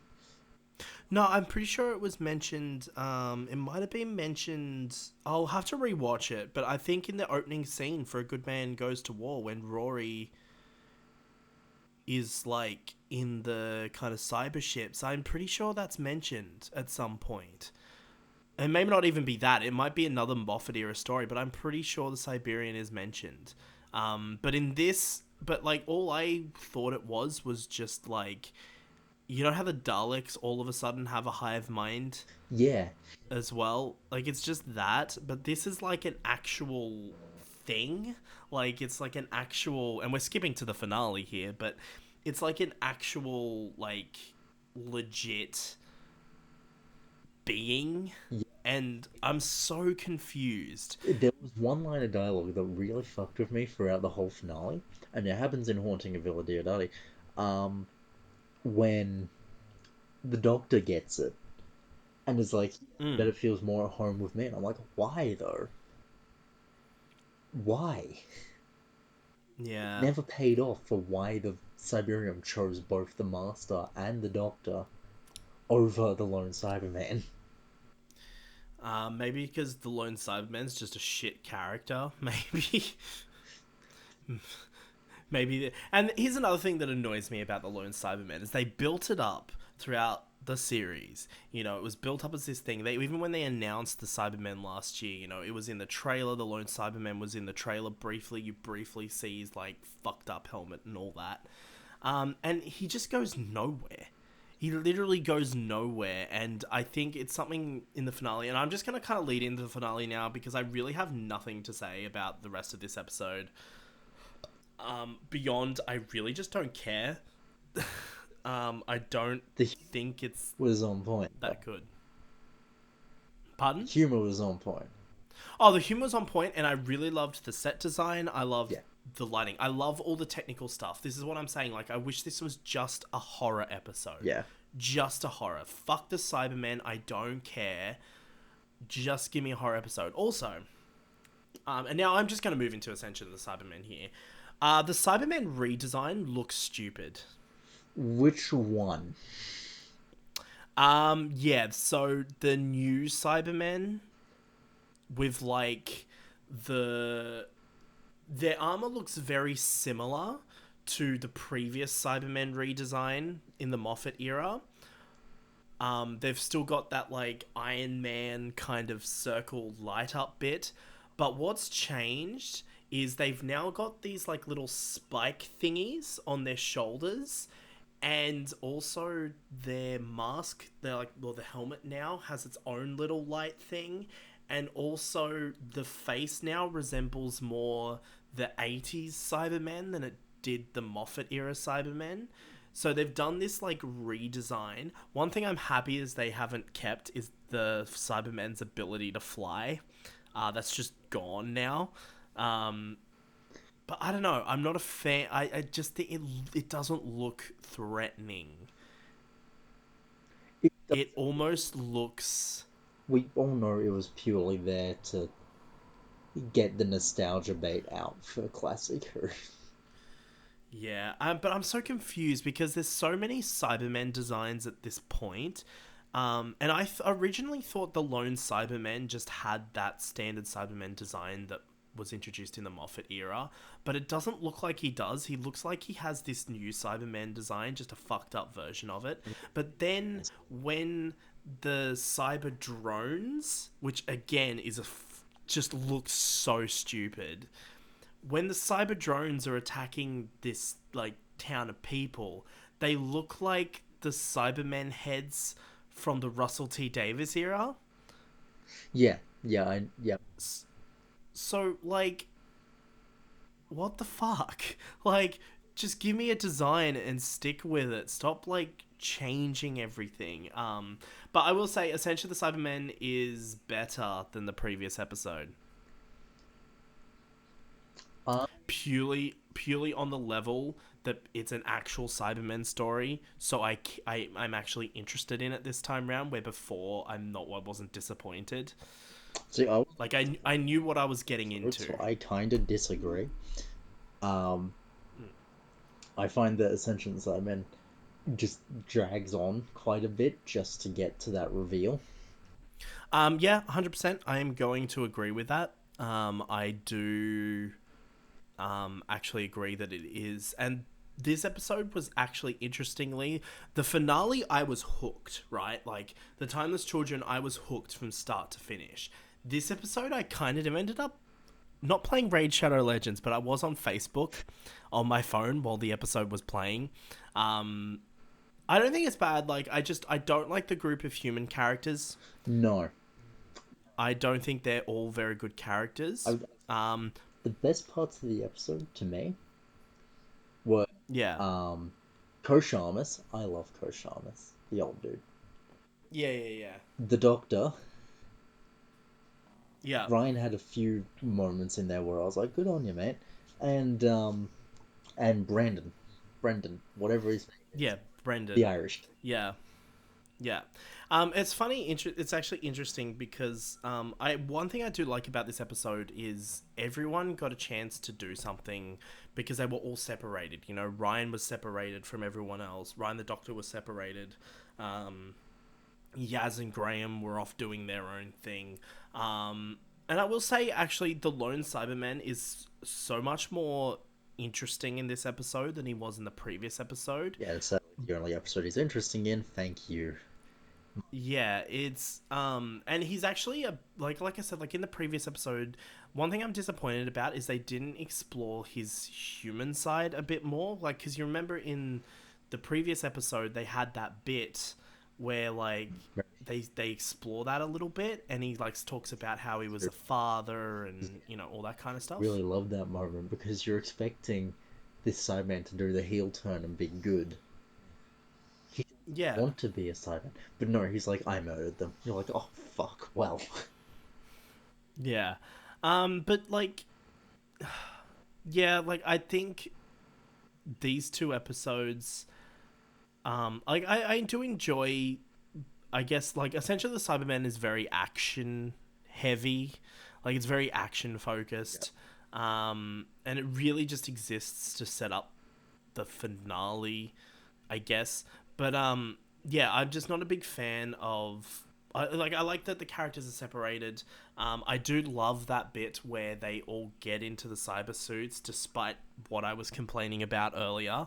But they get into the cyber suits, and then the lone Cyberman is like opening up all the things. Like that scene actually had a lot of tension, Mm. and that's actually a really well done scene.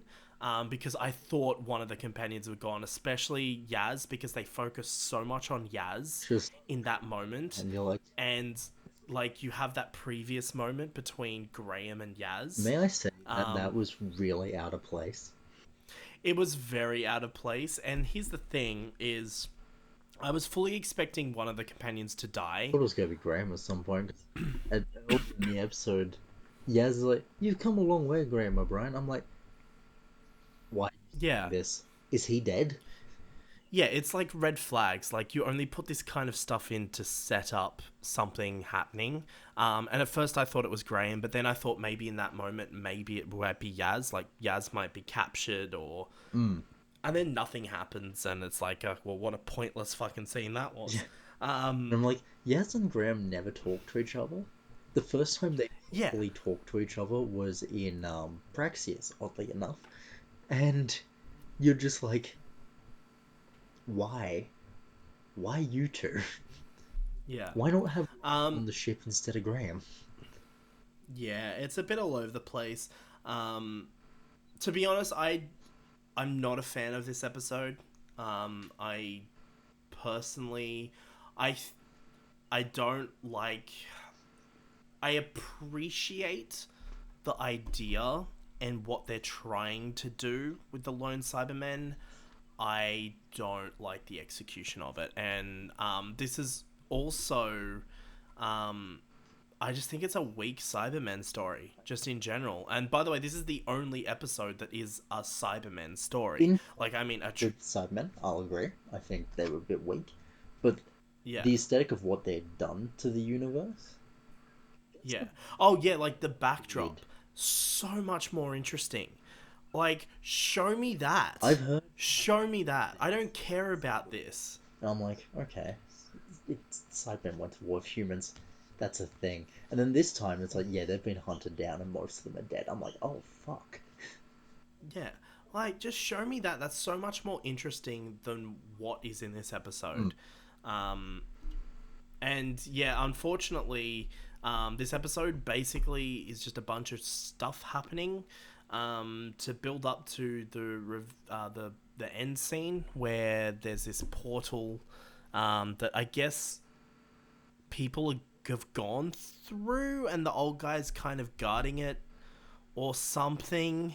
Um, I don't really know, but either way, it's revealed that Randomly sends people throughout the universe to escape. They use it to escape the Cybermen, and then right. So it sends them to random places. So it's not Gallifrey. not Gallifrey, it's random places.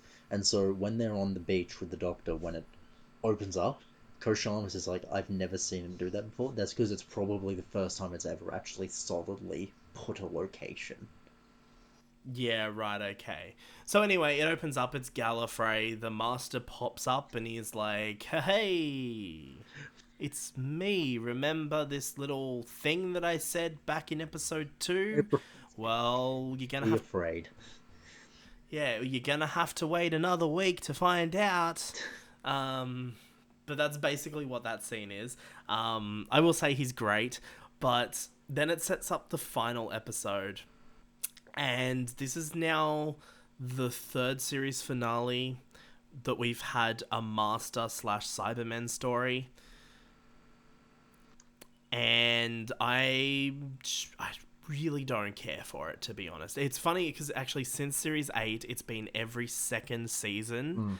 is a Master Cybermen story for the finale. And it looks like it's going to be that way for another one because we'll get onto it when we get to the end of this episode. But Yeah, there was. but I think this episode's more focused on, like, the Cybermen are really the threat for the companions. um and it's similar to how, like, you know how in the previous episodes you have all the Brendan scenes and they're kind of so disconnected I from the rest of the plot of the episode. is there was a line of dialogue where the master's like, you know those scenes in Ireland or whatever, and the doctor's like, Yeah, yeah, I've been thinking about those a lot. I would have spread those out, like have one scene in Spyfall, have one in Fugitive Jadoon, and have it go across the yeah, season, so that way you're not like, do you always think about this, or is this just a thing? yeah. Anyway, so like, yeah, so like the Cybermen are kind of acting more as the threat for the companions this time around. But I do love how the Master calls out the lone Cyberman's plan and how stupid and ridiculous it is. And I love it because it's just amazing. I love it when Doctor Who is self aware. Don't get me wrong, I see how Um, you reached that point, but we can change this. yeah, but like I love that scene, like the whole bit, because this episode is essentially just the Master delivering exposition Yeah, well, Jared for 40. space for 40 minutes. Yeah, that's essentially what this is. But there is those in between scenes where the Master is like talking to the lone Cyberman, and like there's that bit where the lone Cyberman's like, "We're going to destroy, the all living matter," because we haven't had a storyline like that before in Doctor Who. Literally, the Cybermen are the Daleks at this point. Mm. Like they are the same thing. Like that's exactly the same plan that the fucking Daleks had in series 4. It's the same thing. Except the Daleks did it better. Yeah, the Daleks had a reality bomb and they were just going to wipe out fucking everything except for To them. Avengers, like, come on. Ah, it was so good though. I love series 4 so much. But here it's just kind of like, oh yeah, no, we're just going to be robots. The, And I love the Master's just like, but robots, like I love it. It's a good moment. um, there was, shit, what was it? I've forgotten now. The Sandman. It fell into the classic bait of make the other villain look better. Like, the Yeah. lost all threat just so the Master could look like more of one. Yeah, so basically the last three Cybermen stories, the last two Cybermen stories, essentially. I will say that the Cybermen felt like more of a threat than the Master did in the Doctor Falls. Yes, but like at that point, the Master, like Missy had kind of gone through that character arc,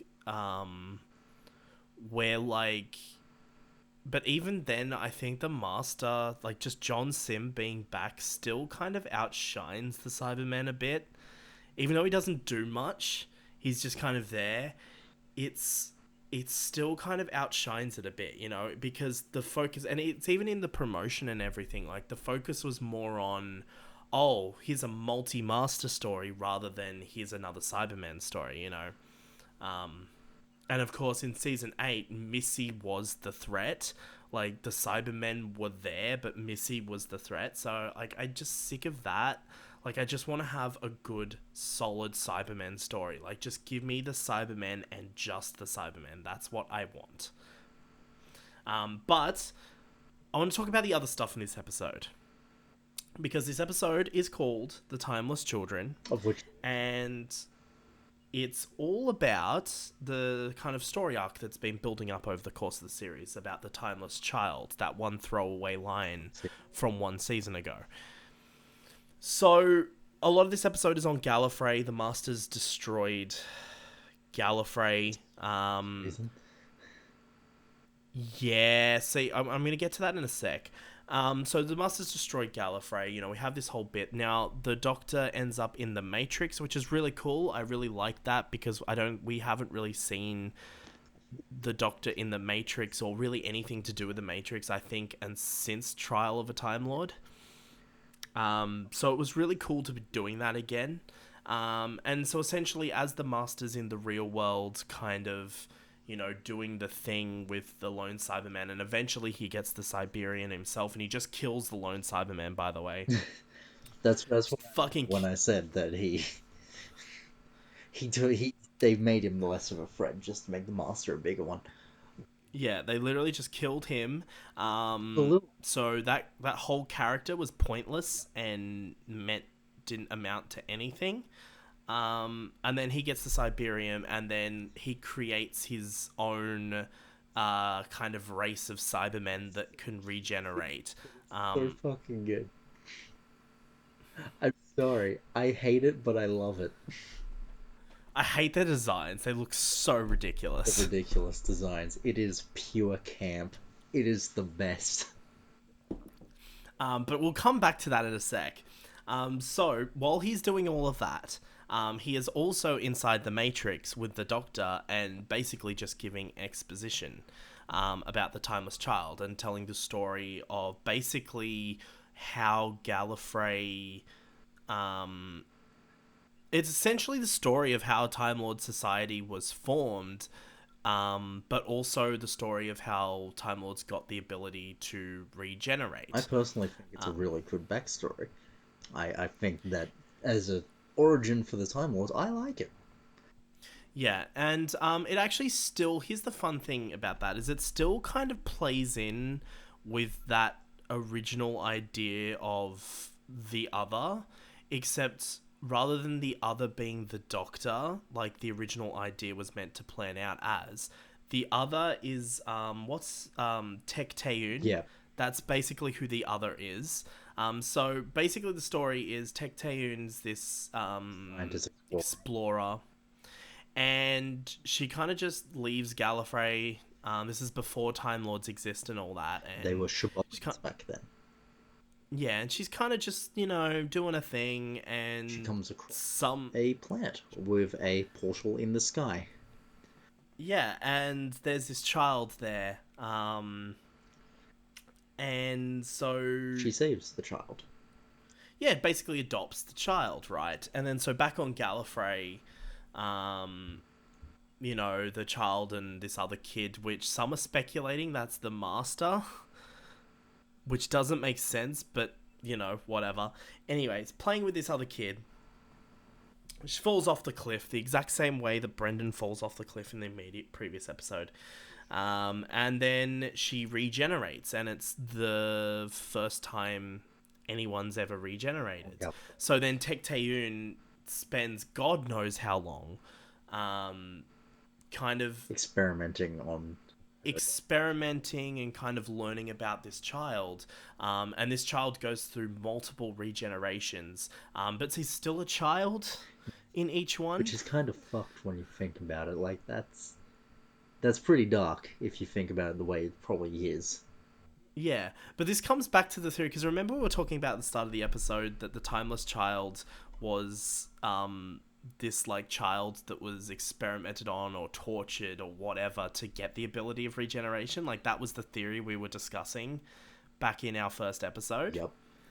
I really like that theory is actually what happened. It's just there's a whole other section that we'll get to in a sec that's tacked onto it.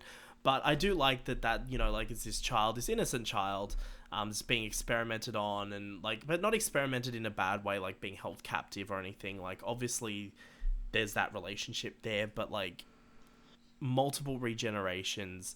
From what I understand is the child had infinite regenerations and just kept regenerating. So Tecteun then finally cracks the code and learns regeneration. So Somehow. Yeah, decides I'm gonna fucking sacrifice myself to see if I can do it, and it works. So there you go. The first regeneration that wasn't from the first artificial. Yeah, it's the first Gallifreyan regeneration. So that So and here's the thing that all the people, the anti-SJWs are complaining about, is the fact that she regenerates from a white woman to a black man. I really didn't care, nor did I really. Yeah, I know. This is just me highlighting the stupid arguments that people say. So Tecteun, then being fucking leagues ahead of every other Shebogan at that point, is like, yo, I'm practically first age Rassilon, and Yeah. builds up the society. Yeah, she basically creates the Time Lord Society, and genetically splices the ability to regenerate into everyone. Yeah. And here's the fun thing, you know that scene when she's Tecteun, he's walking through the corridor, and you see these other two Time Lords that he meets. Do you think those other two Time Lords are Rassilon and Omega? I could believe it. I think that's what they are, because Lack of mentioning, which is why I made the joke earlier about Omega not existing anymore, is there's just a suspicious lack of mentioning, where it almost feels like Chris Chibnall is trying to just shove them to the side in favor of his character.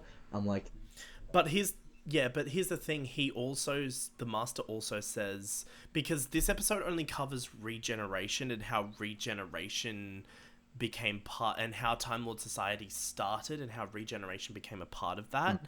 It doesn't cover everything else. It doesn't cover time travel. It doesn't cover kind of Rassilon and everything. But what it does mention is like they discovered the ability to time travel. They, you know, and then the Master goes, the rest is history.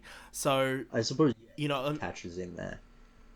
Yeah, it's basically just going, the other is a thing. It's Tecteun. It's not the Doctor like they were originally gonna do. It's Tecteun, and this is a thing that happened. And a lot of and here's the thing I want to talk about. A lot of people are complaining about how this ruins Doctor Who canon. No.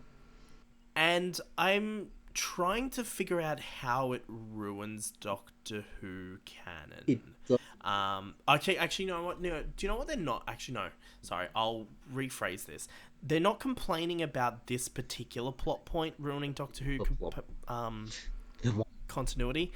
They're complaining about the fact that the timeless child is the same being that eventually later on becomes the Doctor. See, I have my own personal. The thing I like about this episode, there's one very specific point I don't like about this episode, but with the twist, I don't particularly care. I'm not in favor of it, but I'm not against it either. The Doctor, they mentioned that they put in a 12 regeneration cycle limit. So my Yeah. belief is when they reset the Doctor to William Hartnell, they put that limit in. There you go. Fucking Matt Smith's regeneration, not botched anymore. Yeah. Um, I think the Yeah, I think just the people complaining that now William Hartnell is no longer the first Doctor, but I don't think that's necessarily true. He's still the first Doctor because here's the thing, right? And the episode does absolutely nothing to explain the Ruth Doctor in any I'm capacity. still on to Like, season 6B. yeah, like I mean, everyone's now going, well, the Ruth Doctor is before William Hartnell now, and like, how does the Ne- TARDIS look like that? But the thing is it doesn't. The episode never specifically states, the Ruth Doctor never states that she is before William but it Hartnell. The Doctor asks her. when the Doctor asks her, and she's like, "Doesn't matter." I don't know. Yeah. So I mean, that's another thing I don't like, that Chris Chibnall literally just didn't provide an answer. It Um, was the thing that I didn't like about the episode is also the twist was a twist for the sake of a twist. It was yeah. when the very next line after the big reveal is the Doctor going, "Well, this doesn't change me. I'm still the Doctor. We're just gonna do the same thing." I'm like, "Okay, Yeah. thank you." It doesn't impact the show, and I think they set it up to be this big changing thing, and I think in at least in this episode it really doesn't impact the Doctor No, at all. did lead to So moments in the episode though. Of yeah. So what I want from series 13 is to explore this a bit further. I don't want to explore the origins, the timeless child, all of that shit. I want to explore how this affects the Doctor, and I also want Ruth to come back. Like, give me more of the Ruth Doctor. best work in this season was when she was in that kind of down mode, not hype Yeah, or anything, where you're like, "Oh, this is serious," because Jodie is, from what we've seen, primarily a drama actor. yeah. I just, I need this. To pay off. Um, yeah, I just need it to affect the show in some way. And at the moment, as it stands right now, at the end of series whatever we're up to, Yep. 12, um, it doesn't impact the show at all. And the people who are complaining about the continuity, it really doesn't ruin Doctor Who continuity You can because, ride around it so easily. yeah, like it's everything that's happened and everything that we know about the Doctor still happened. The big fundamental change is that the Doctor isn't actually a Time Lord and isn't actually Gallifreyan. Hmm. That's the big change. But here's the thing about that is back when Doctor Who started, we didn't know What a time. where he was from. We didn't know what the Time Lords were. And then as Doctor Who's continued over the years, we've learnt more about that, you know, like especially the Tom Baker era really explored Time Lords, you know, and then the 80s continued, and obviously that's continued on. The thing about the Doctor is, you know, he's meant to be like the whole point, Doctor Who, it's meant to be a mystery, right? And obviously, the more we explore the Time Lords and the more we explore, the less interesting the Doctor becomes. The, And so, then that's one thing that I really liked about the new series is when they got rid of Gallifrey. It was gone. Well, okay, the Doctor's the Time Lord. He's now the last of the Time Lords, and you know there was nothing there to explore with his past. You know, and that kind of helped, kind of keep him as a mystery, especially to new viewers who won't really be familiar with the classic yeah. series. All they would know is the Doctor is a Time Lord from the planet Gallifrey, and that they can regenerate, and that's all they know. And then obviously New Who brought the Time Lords back, and you know all this kind of stuff. But my point here, as I'm trying to make here, is this reveal that the Doctor isn't actually a Time Lord and comes from a parallel dimension, just brings all that mystery back to the character. Hmm. Plus, I know the Doctor's still a Time Lord. The Doctor is a Time Lord, but The difference is yeah, they're not natural born Gallifreyan, but yeah, I mean they're grown in they gene a spliced loom. the Time Lords. In a loom. That's a funny word to say. Loom. Be careful, you get set off the classic Who fans. I'm not making fun of it. I just think it's a fun It word. is, but no, looms are a touchy subject. Um, Well, fuck him. I don't care. um, the the Gallifreyans now are like mostly the Doctor's DNA, right? Like, Yeah. spliced it. I guess so. Yeah. The Doctor is the exact same as any Gallifreyan the Doctor would have grown up with. Yeah. Like, I mean, everything we know, like, the Doctor is still a Time Lord in the sense that, you know, at least in his current life, I Yeah, guess, it, as far as he's concerned, or, as far as she's concerned, she is a Time Lord. And, like, that's what it comes back to when it doesn't really impact the show, because she's just like, well, this doesn't really change much, does it? But, like, the fact that we don't know the origin of this character now, that's the thing. yeah. That's brought that back, because we didn't know the origin of the character before. The Doctor was just the Doctor, and Or that is you'll back. be less. Yeah, now it's like, okay, well, where does the Doctor come from? We don't know. What species is the Doctor? We don't know. We just All we know is the Doctor came from a parallel dimension. That's it. And had the ability to regenerate. And everything else happened from there. That's all we know. And I think this is something that I really hope, and I really, really hope, that no one ever explores. Ever. yeah, pretty much. I one thing about this You couldn't see me then, but I picked up my microphone and I held it up to my mouth and talked really softly. to make the change, the twist better. I would have preferred to be the Yes. Master. I was gonna say that. I think that would have been much more interesting. And it also would have justified him destroying Gallifrey. Like, yeah, when he was like, "Do you know how much it infuriates me to have a little bit of you in me?" I'm like, okay, you know what? That's fair enough. But you destroyed a whole planet, dude. For, Yeah, like, the fuck? like, if you were experimented on as a child, and then they forced you And you to had the whole thing erased. That's, yeah. then yeah, sure. That's like 10 times more interesting than the Doctor. I would easily sacrifice my favorite moment of the episode just to have that reveal. Yeah, I think that would have been a lot more interesting. And opened up a lot of story avenues, I think, for that character as well. The Doctor's never meant to have like a larger story avenue, if you know what I mean.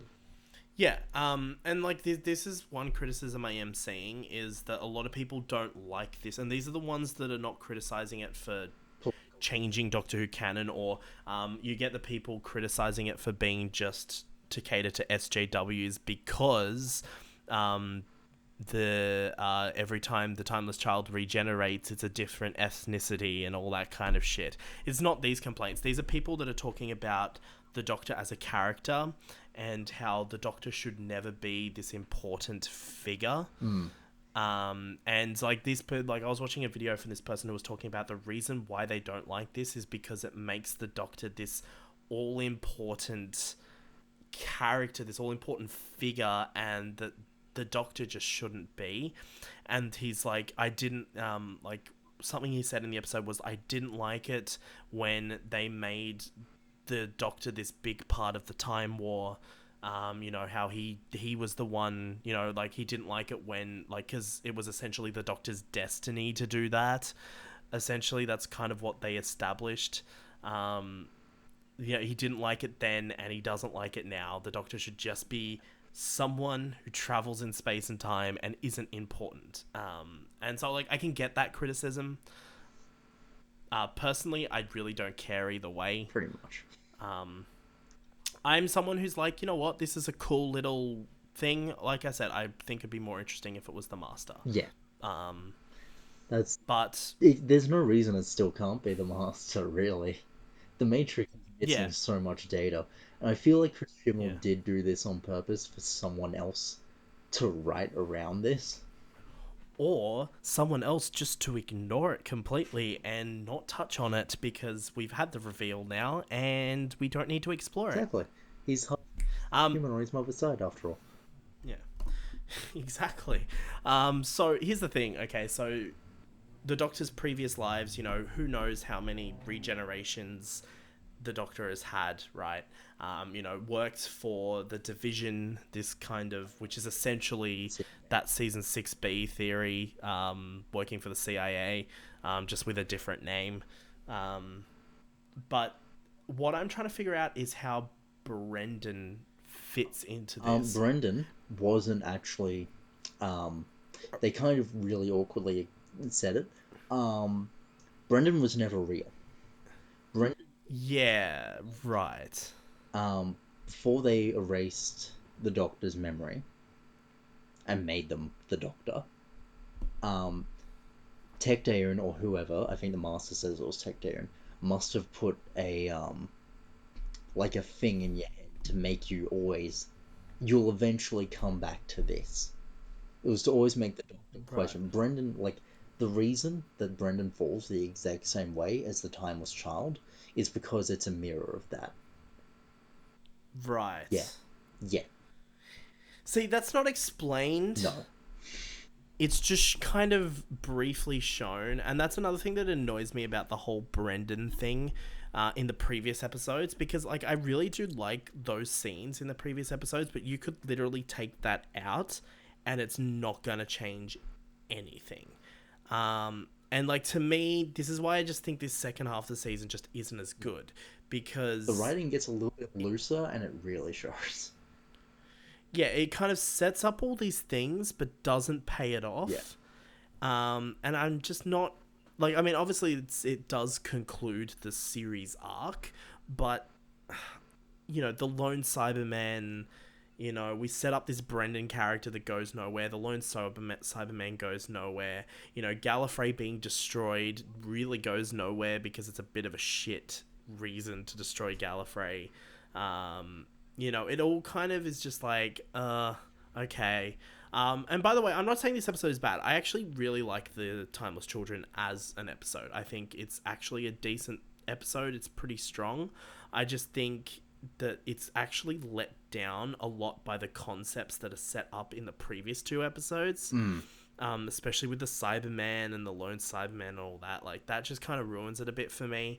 But we've got that whole thing that happens.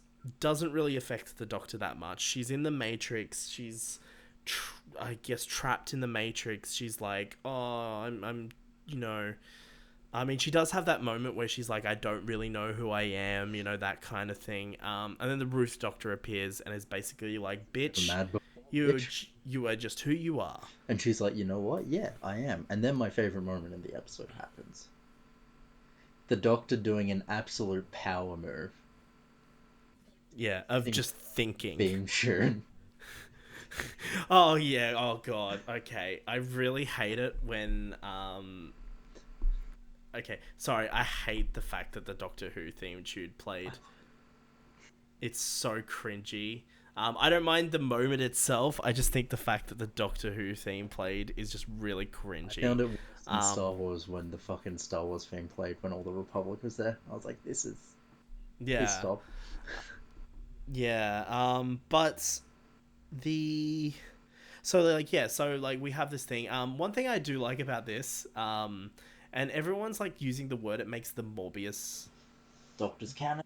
Doctor's canon, which is just interesting because the Morbius, because it's been debated for years whether those faces were previous incarnations of the Doctor or incarnations of Morbius. That's one. And now it's basically confirmed that they were the Doctor. Or at least the being that was the Yeah. Doctor. And this is where I want to talk about Ruth for a bit, because I still don't think Ruth... because everyone's talking about how, It's canon because she had the TARDIS before William Hartnell. Like, yeah, all that kind of stuff.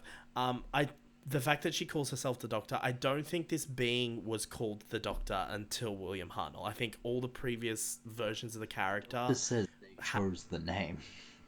Yeah, I don't think that happened until then. And then the Ruth theory the 6B theory could still work. Like, Ruth could be the actual third incarnation of the Doctor. Yeah.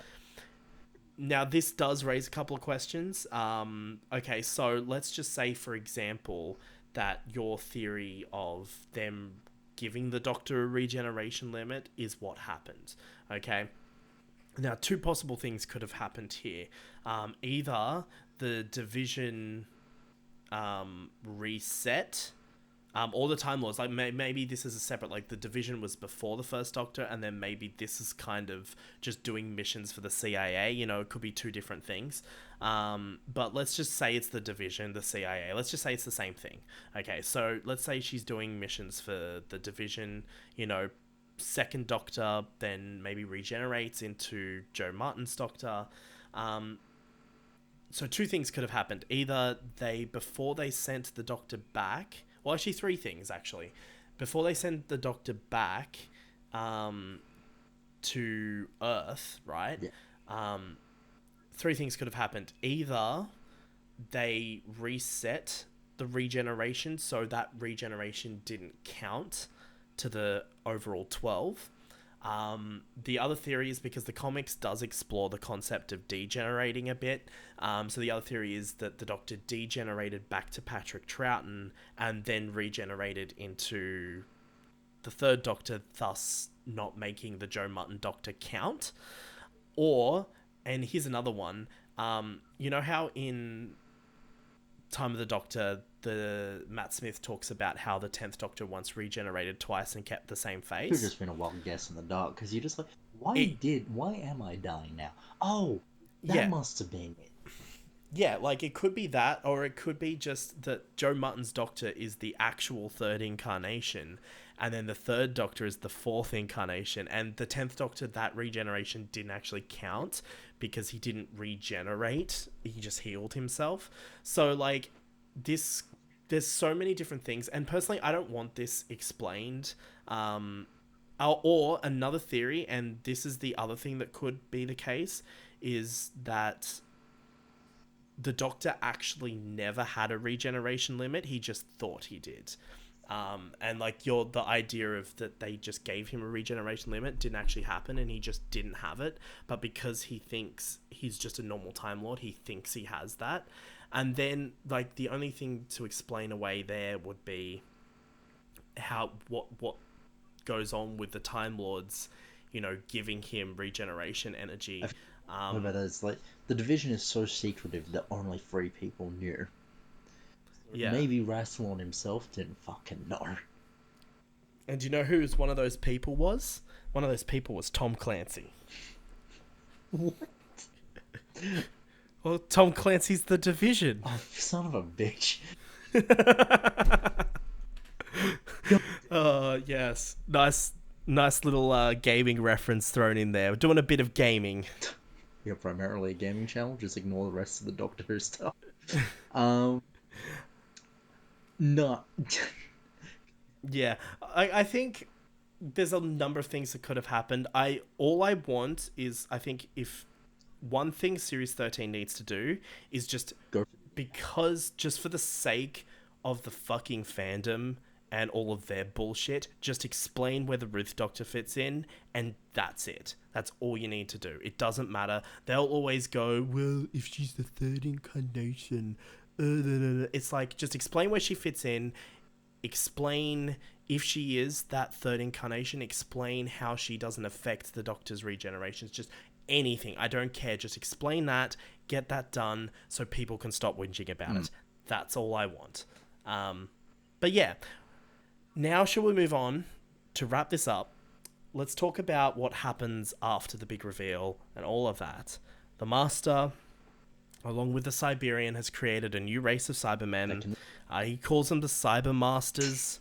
Whatever. It's stupid. They have a new stupid design. It's a mix.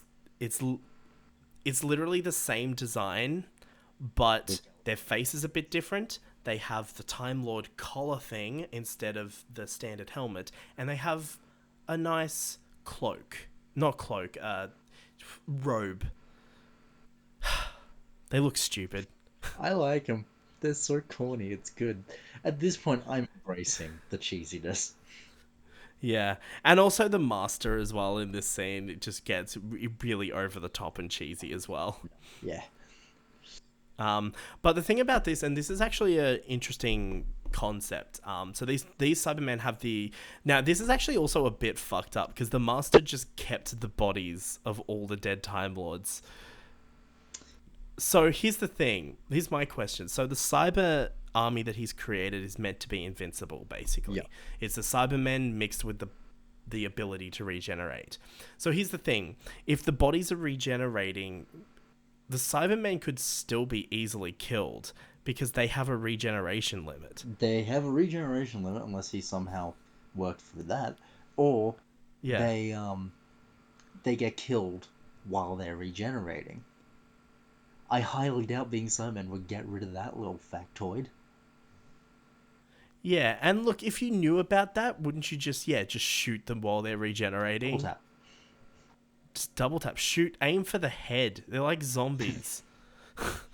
Like, Jesus Christ. Like, look, it's a cool idea, but it's a bit silly, and I'm glad that it's not a thing. Uh, It's uh, it's just gonna be it's I swear if these Time Lord Cybermen ever return. let's go through the episode, and then I'll tell you what I know. Okay, so this whole Cyberman Master hams it up and all that, and so the Doctor gets all the companions off of the fucking Citadel by finding an Yeah. unused TARDIS. So the Doctor's like, okay, I've got this little death particle that I stole from the lone Cyberman. Oh god, they build that up so much as like, oh, the Doctor's gonna sacrifice herself. It's like, well, no, because she's coming back next series, so she's not. See, I find the worst part about that is there was another episode where the Doctor was going to sacrifice himself. And okay, so the first time it was done well because the Doctor acknowledged that they were a coward, and that was when Christopher Eccleston built the Delta Wave. Yeah. And the Dalek was like, "Would you do it, die coward or Dalek?" And the Doctor's like, "Coward any day," and just looks so defeated. This one, Jodie puts a finger over a button for a few seconds, going, "Oh, I'm gonna do it. Yeah, I'm actually gonna do it." And then the Doctor's like, the Master's like, "Do it, you coward." And the Doctor's like, "Well, Do it, you little guess I'm bitch. not doing it then." And then Koshamas does it. God love him. And it's fucking like, "I'll do it. I fought this war since I was a general." And I'm like, "Oh, Ko, you don't have to do this." Yeah. It's just that the whole thing is to build up tension and drama for no real reason. Yeah. And here's the thing, I think it should have been Yaz that ran back to do the sacrifice. And the reason why is because it comes back to what we were talking about earlier, where Yaz just kind of starts doing her own thing. It's not like with Clara, how Clara started to become the Doctor. It's more like Yaz just does her own thing. Like, for example, in the episode where all these characters, they reunite and they find the portal, and they're like, well, like, we don't know what's on the other side. Yaz just fucking walks through. I really think, and plus also they set it up with that scene with Yaz, and then not only that, you have that final scene with Yaz and the Doctor in the TARDIS, and like Graham's just kind of there, and Ryan's just like, hey, just like calm the fuck down, it's okay. And Yaz is like, nah, I'm not gonna let you do it. Like, I mean, this episode is literally setting up, like, both of these episodes are setting up Yaz to die, and Like, they just do nothing with if it. And Thomas still fucking did it, it would have been nice to have Yaz come back and like the Doctor have been like, "No, you're not doing this. You're not doing this." And Yaz is like, "No, you're not sacrificing yourself either. You need it." And then Krishna's is like, "Well, fuck it. You're both gonna not do it, so I'll do it."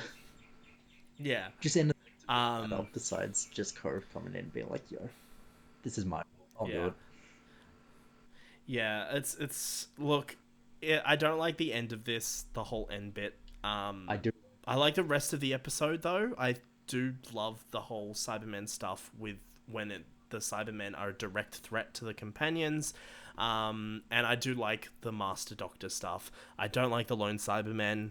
And I just don't like this part of the episode. I think it's a bit eh. But what I do like is Sacha Dhawan's performance in that scene, where he's like just literally like it's very John Sim, in where he's just like begging the Doctor, and like I feel like the Master just has a death wish, Actually, like earlier in the episode, when he shrinks the lone Cyberman, and the particle yeah. does nothing, and he's briefly like, "I was just hoping it would be over." Yeah, like he has a death wish, so he just really doesn't care. Um, but yeah, so that all happens. So yeah, great performances all round. By the way, Mm. I think there's really good performances in this. Jodie gets really angry at the Master. Oh yeah, yeah, like that's like so out of character for the Doctor. Like, see, this is what I mean. Like, I need this to affect the Doctor as a character. Mm. And in that moment, like, she still didn't know yet, and so the Master's just like teasing her, and she's just like sick of the shit. It's just oh no, actually no, the Doctor knew at that point. Sorry. And yeah, it just like pushes him to the ground. And I was like, fuck, are they gonna fight? Is the Doctor gonna like start punching this bitch? Like, yeah, let's do it. But yeah, no, that was really cool. I like that moment, and it definitely shows that this does affect the Doctor. So that needs to continue. Mm. In like not like her beating up people, but like just have it be something that weighs on her conscience a bit. Doctor just like, new life, new rules. Gonna beat a bitch. Yeah. Like exactly how they did it earlier this season when the Doctor found out Gallifrey was destroyed again. Exactly that. You have the Doctor who's like trying to process stuff on her own. And they were so and close we to doing that again. Yeah. Yeah. Like that's what they should be doing next season when they explore this a little bit. If they explore it a little bit. And like that could be interesting as well, because you could have that going on with the Doctor, and maybe Yaz is going through something, considering now we kind of have that backstory for Yaz as well. Mm. You could both have them going through something, and that could be their character arcs for the season. And let's just assume that Jodie Whittaker's not going to do more than 3 series like most Doctors do. This could be an interesting arc to lead to Jodie Whittaker's regeneration, and it could be an interesting arc to lead to Yaz leaving the show, and maybe even Chris Chibnall leaving the show. Like there's a lot you could do here. So I mean, I don't have faith in Chris Chibnall to pull it off, but I really hope he does. I really hope something happens. So by the looks of it, this is the man we're relying on for the 60th anniversary. Yeah, I mean, yeah, I really hope this is something that builds towards the 60th anniversary, or like just something. Even if Chris Chibnall doesn't do it, like the next writer that comes along goes, okay, we've got this whole thing set up. So for the 60th anniversary, let's do something with it that could be interesting, That's what I want to see. But overall, the episode ends with Ryan, Yaz, and Graham, and the 2 other human characters that we don't really care about, all ending up on Earth. They bought a house. It's actually cool to see the chameleon circuit in action, because we very rarely get to see that. We did see it briefly in Classic Who. Again, with the Doctors, with the Masters TARDIS. Yeah, like the Doctor fixed the chameleon circuit in one episode. It's one of the 6 Doctor episodes. Like, there's a 6 Doctor episode where they arrive on Earth and, like, the TARDIS looks completely different. And they're like, I don't know if he fixes it or if it's just, like, something glitches out. But, like, it doesn't matter. Anyway, we've seen it before. But I also love how the Doctor's TARDIS ends up being a tree. And she's just like, well, you're going to stay here now just as a random tree. And then she gets in her TARDIS. I like any moment where the Doctor reunites with the proper TARDIS. Yeah. I thought that was a moment, just, hey mate. I'm like, aw. Yeah, and we have like a few minutes just to kind of chill. And then the Jadoon randomly pop up and are like, hey, we're going to arrest you, and then teleport her to prison. And she's all like, oh no, let's do a David Tennant impression again. And then the episode ends. Yeah. But there is a moment before Kershamas sacrifices himself. You can see if you have subtitles on, and you can hear it if you pretty much know about it, of the Master says, come on through here. Yeah, He right. escaped, probably with the Cybermen. Oh. Oh. I mean, I'm fine with the Master escaping, but fuck. Not the Cybermen. So chances No. Revolution, the No. Daleks. It's probably gonna be a Dalek civil war, and chances are, let's hope that John Barrowman will be back. Well, I think that's gonna be the case. Also, yeah, it's pretty much like, again, I don't think it's been officially confirmed, but it is pretty much going to be Ryan and No, Graham's. it's Oh, has it been confirmed? Okay. Yeah, so it's pretty much going to be Ryan and Graham's final story. Um, and here's the thing, actually, with the ending for the Timeless Children, they're just. I actually wouldn't be opposed to none of those characters ever returning either. I think the Doctor's gonna pop back to Earth after this whole thing's resolved. It might have been like a year or something, and Graham and Ryan and that just gonna be like, it was fun, but we think we're just gonna. We're just gonna no. And the Doctor's like, oh, okay, and then just gets all sad and leaves. Like, And then Yaz is like, well, I'll come with you, Doctor. That's my Yaz impression. I think if Jack does come back, I think an interesting dynamic would be the Doctor's not fully processing things like yeah, the Doctor's had a brief moment of victory, but she's gonna be like still out of funk a little bit, and Jack's gonna be like, well, wait, this isn't fucking like you. What's going on here?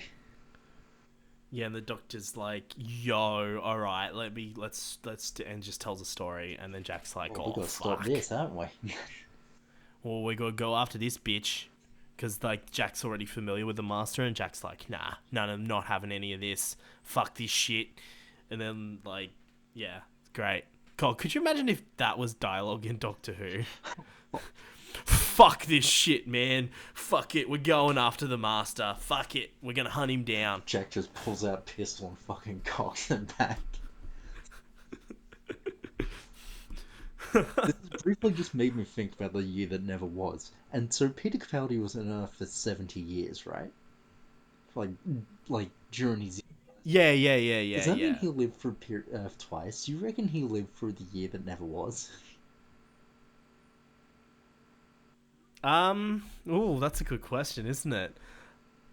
Because if it was a year that never was, but it still happened, Like, but it logically, he didn't. would have been there the first time before it went back. I guess because it's his own timeline, he's just Like, he never would have been defeated, but I get the feeling he would have been there. maybe he was just hanging out, just like, you know, Like, that also means that just the Doctor was there for fucking Children of Earth and Miracle Day. Miracle Day. yeah. Well, actually, okay, so I'm gonna talk about this. We'll do it sometime. But there's a theory I have in regards to that. Although actually that would still fit in though. I have a theory of multiple different timelines existing within Yoo-Hoo. The theory I Um, subscribe to with Miracle Day is that the yeah. Doctor's reset, Big Bang 2, just knocked that out. Well, yeah, so there's a couple of things, but like for example, like Big Bang 2 could really be used to explain any kind of inconsistencies. But not only that, after the inconsistencies after Big Bang 2, because here's the thing, the show doesn't rewrite what's come before. It's just like, you know, you could theorize in your head, in your own head canon, at how the Big Bang 2 might have changed certain things or whatever. But there's another point, and like I can't really talk about it because like this is just gonna go forever. But the other point is the Day of the Doctor. Like, that could also potentially be another timeline I change. mean, Um, I reckon the Doctor, when we first meet Christopher Eccleston, I reckon he did actually blow up Gallifrey. yeah, like that's my theory is that the Doctor did destroy Gallifrey, And that it's basically an X-Men Days of Future Past situation where we go to the, like, in the name of the Doctor, we visit the Doctor's grave, like, and it's on Trenzalore, and you know, all of that. And like the Doctor at this point had, let's just assume that he has only 12 regenerations, and this is it, and this is where he dies, right? And we see his timeline, we see his TARDIS, we see everything, so we know this is where he dies. And then in Day of the Doctor, like, they change his past. Like, the 10th Doctor even says it. He says, you're not going to suggest we change our own personal history. Like, it's not a case of this always happened. This is actually them changing the past.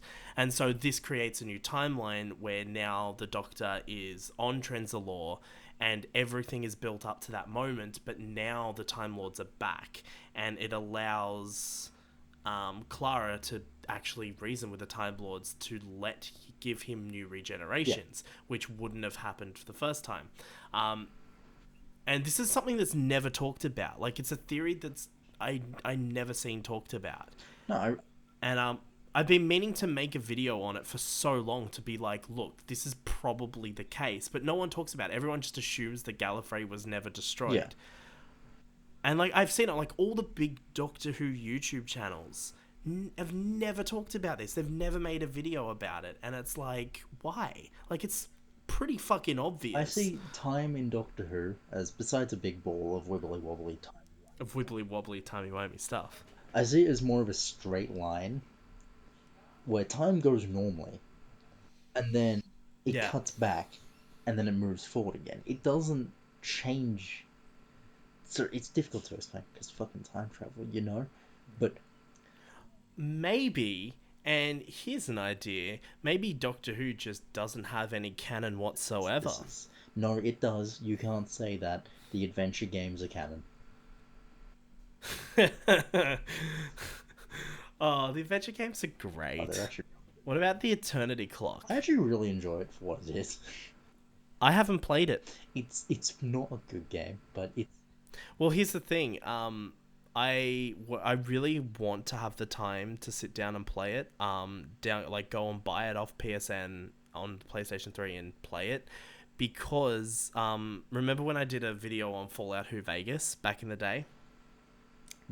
Well, that was meant to be the start of, like, a series of reviewing Doctor Who games. And I've been debating whether to do the Eternity Clock or the game Destiny of the Doctors as the next installment. My issues here is I don't have the time. Yeah. And Destiny of the Doctors I have on disc, but my computer doesn't have a disc drive. That pen. It hurts. So I'm not sure what to do. So I do definitely want to review more Doctor Who games, but we'll see what happens. I mean, one game I could review is Doctor Who Top Trumps on the PlayStation 2. That game, absolute banger of a time waster. I should do that. I should do a video on that. Oh man, it was all the season 3 stuff because nothing else existed yet. Oh, it's amazing. Yeah. Anyway, so that's Doctor Who Series 12. I knew this was going to be a long episode, by the way, because we were talking about Doctor Who. 3.5 hours, or like 3 hours and 10 minutes, whatever, 1 week. Yeah, whatever, once I edit out the bits that need to be edited out. But yeah, no, it's been good. So what is going to be your ridiculous out of 10 rating? My ridiculous out of 10? Like, am I rating the ridiculousness, or am I just rating it? No. Remember in the previous episode where I ran on a rant about ratings out of 10, and then you gave Suicide Squad a fucking 7.47 or 8.47 or some bullshit out of 10? What's your bullshit rating for this? You know what? That's actually... You know what? Okay. I am making this officially Turning Point Podcast canon as of now. Every time we review something, I'm not, but you are going to give it what I'm going to call a bullshit rating. I give it a timeless child 0.5 out of 10. A timeless child 0.5 out of 10. Yeah, and you've got to always make sure you have a point. It has to be a point, some ridiculous number, because fucking hell, aren't ratings stupid? All right, so that is our official 0.5 out of 10. Yeah, that's our official rating for this episode. So please put it on the Series 12 box set under critic reviews. And that's for the series as a whole, by the way. Not just for individual episodes. Yeah. No, I think it was a good series. Overall, it's a step up from what we had See, if we previously. keep this trajectory, I'm actually looking forward to season 13. Yeah, definitely. And I'm really looking forward to the upcoming special Revolution of the Daleks, which we'll definitely do an episode on. For New Year's or whatever Obviously, yeah, at the moment it doesn't say anything. It says to be announced. So I don't know if it's going to be New Year's, if it's going to be Christmas. Revolution of the Daleks doesn't sound very Christmassy. So I'm going to assume it's New Year's. Chibnall's whole new thing. Yeah, and it's weird because this will now be the second special in a row that's a Dalek story. So interesting. Although with that said though, and coming back to the topic of the Terry Nation estate, if that deal is true, then it would have to be a Christmas special. Yeah, logically, yeah. Unless, like I said earlier, with the whole Series 11 and Revolution thing, unless they can get away with it being on New Year's Day. But either way, who fucking cares? It doesn't matter. But Revolution of the Daleks is coming. Probably gonna have... we're gonna have our companions back, the fam, and I cannot wait for Ryan and Graham to leave so Jodie Whittaker can stop calling them the fam. You know, if Yaz stays, there's gonna be one more joke where she's like, "Come on, fam, it's just one person now." Crap. Yeah, like that has to be a fucking dumb joke in there somewhere. But please stop the fam. I hate it so much. But maybe the Doctor should replace that with the word yeet. Come on, my yeet. The doctor just start like the Doctor's fighting the Daleks and like is gonna destroy them, and she's just like yeet. No, I just see the Doctor completely getting it wrong and like calling Yaz yeet.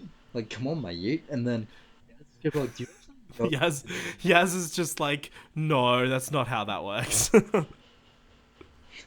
Fam, yeet, YOLO. YOLO. Jesus Christ, what has Doctor Who become? Pandering to fucking, not the SJWs. Oh yeah, that's right. No, it's all about pandering to SJWs now. That's right. Anymore. We pander to stupid teens who use stupid words.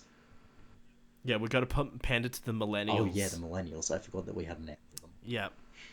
Yeah, that's right. Yeah. Tough luck boomers. It's not. Doctor Who is ours now. Oh, fuck. It's funny because most of the people that complain about Doctor Who being too SJW are fucking boomers. Get woke. Get woke, go broke. It's funny because it's actually a reaction channel that is literally a boomer. But he reacts to Doctor Who and he reacts to other shows. But he's so positive. He loves it. He critiques the show where it needs critiquing, but he's a big fan and he's like a boomer and I love it. Great stuff. I'm a fan of him. See, my mum could ever hate anything because I'm not sure mum's only like 46 or something, but so anyone who isn't a millennial is a boomer. Come on. Sure. So mum, the classic boomer, loves all of Doctor Who. Which is fair. I mean, there's a lot of stuff to like. But yeah, I think we should wrap it up. I think we've been yabbering on about this for long enough. I was like, oh man, we've hit an hour and something minutes. We've hit 50 minutes. We're only got like an hour to talk about. We've basically hit endgame. Oh yeah. No, yeah. Anyway, at this point. Yeah. Anyway, this has been like, I mean, look, none of the episodes are going to have any specific coordinate amount of time. It's just going to be however long we talk about it. You know, if that's an hour, then it's an hour. If it's 3 hours, it's 3 hours. It doesn't fucking matter. But yeah, anyway, so I think we might wrap it up. So the next episode, and I know we didn't talk about Joker. I'm sorry. I told them we'll try time, which the timeless child took all the time. It's timeless, right?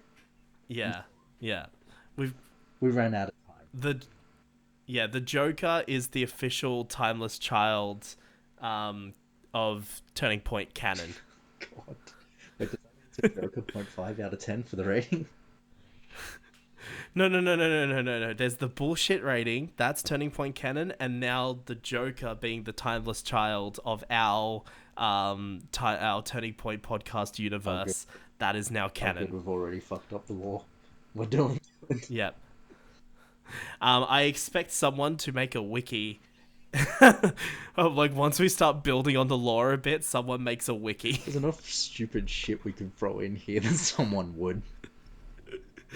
Oh, it's amazing. Anyway, yeah, so we'll talk about Joker someday, who knows, but we're not going to talk about it next episode. I'm changing things up. Do you like how I'm changing it up a Saying bit? that we're not going to promise them Joker next episode. We're not going to promise Joker, because next episode we're going to talk about, I'm going to promise Resident Evil instead. If we somehow don't talk about Resident Evil in the promised and billed as Resident Evil episode, I don't know what's going to happen. We'll talk about Joker instead. Oh, nice. Anyway, yeah, so the next episode is going to be Resident Evil. It was meant to be this episode. Like I said, we pushed it back to kind of be more relevant. But, yeah, Resident Evil is going to be more relevant. So we're going to aim to try and record that and get it up before Resident Evil 3 comes out. Yep. And then I'll discuss with you in private over what we should do in April now that we can't do James Bond. I'm sure we'll figure something out. He'll talk to all of you in private. I won't know what's going on. No, I mean, I'll talk to you specifically. Fuck everyone else. I don't give a shit about them. They'll just listen. I'm the one. We're the ones that plan this. Be careful, you can't say that. Everyone else includes the corporates at Raid and Audible. Oh, yeah, that's right. No, so fuck everyone, literally everyone else except for the corporate executives at Raid Shadow Legends and Audible. You guys are the best, and we love you so much. Sponsor us. Anyway, so I think we might wrap it up from there. So yeah, next episode we'll do Resident Evil. We'll be talking about the Resident Evil games. I'll hopefully have Resident Evil 2 finished by then. But yeah, is there anything you want to add? No, I think we should just do the sign-off at this point. All right, sweet. Okay, well, this has been actually, you know what? I've got some more official canon for you. So, this episode of the Turning Point podcast is our official end game. Fair enough. Yeah, the first episode was part 1. That was our Infinity War. This is our end game. This is our end game. Because it's over 3 hours. Podcast. Yeah, so that's now official Turning Point podcast canon. I'm also going to write these down in a Word document just for shits and gigs so I can remember them. So if we ever refer to Turning Point podcast canon, we know what it is. If people ever watch this and leave comments, they're going to be like, stop trying to make this a thing, please. Just... It's a thing. And you know what? I'll make their comments canon. So our official Turning Point podcast canon is we're trying to get Raid as a sponsor. We're trying to get Audible as a sponsor. We will mention them every episode until that happens. And we have our bullshit rating, and that the first episode and the third episode is our Avengers Infinity War and Endgame. And what was the other one? It was, oh yeah, that's right. The Joker is our timeless child. There we go. And on that note, you can find this podcast on Spotify. So if you are listening on Spotify, thank you very much. I actually have been looking at the stats for that. We actually do have a few people listening on Spotify, which is pretty cool. So shout out to you guys. But yeah, if you're watching this on YouTube, you can listen to this on the go. I mean, if you don't have YouTube Premium, that is. You can listen to this on the go by just visiting Spotify. The link will be in the description below. And eventually, I still haven't had the time to do it, but eventually I want to get it up on iTunes as well for all you Apple users out there. So you don't miss out on that as well, even though you guys can just use Spotify as well. So whatever. But yeah, so hopefully you guys do enjoy that. And hopefully you enjoyed this episode. And is that it? Yeah. This has been Ben. Hang on. I'm trying to think of what else I say. What else do I say? Oh yeah, you can follow me on my social media accounts at BYFilm and Rebel Croft, which is my Tomb Raider one. I can tell you right now, I am more active on my Tomb Raider /gaming Instagram than what I am on my personal one. And yeah, that's really about All right. it. That's it. Yeah. So yeah, wrap it up. This has been Ben. I've been Lewin. This has been another episode of Whovians. Tune in next week for more after the next episode of Doctor Who. Good night.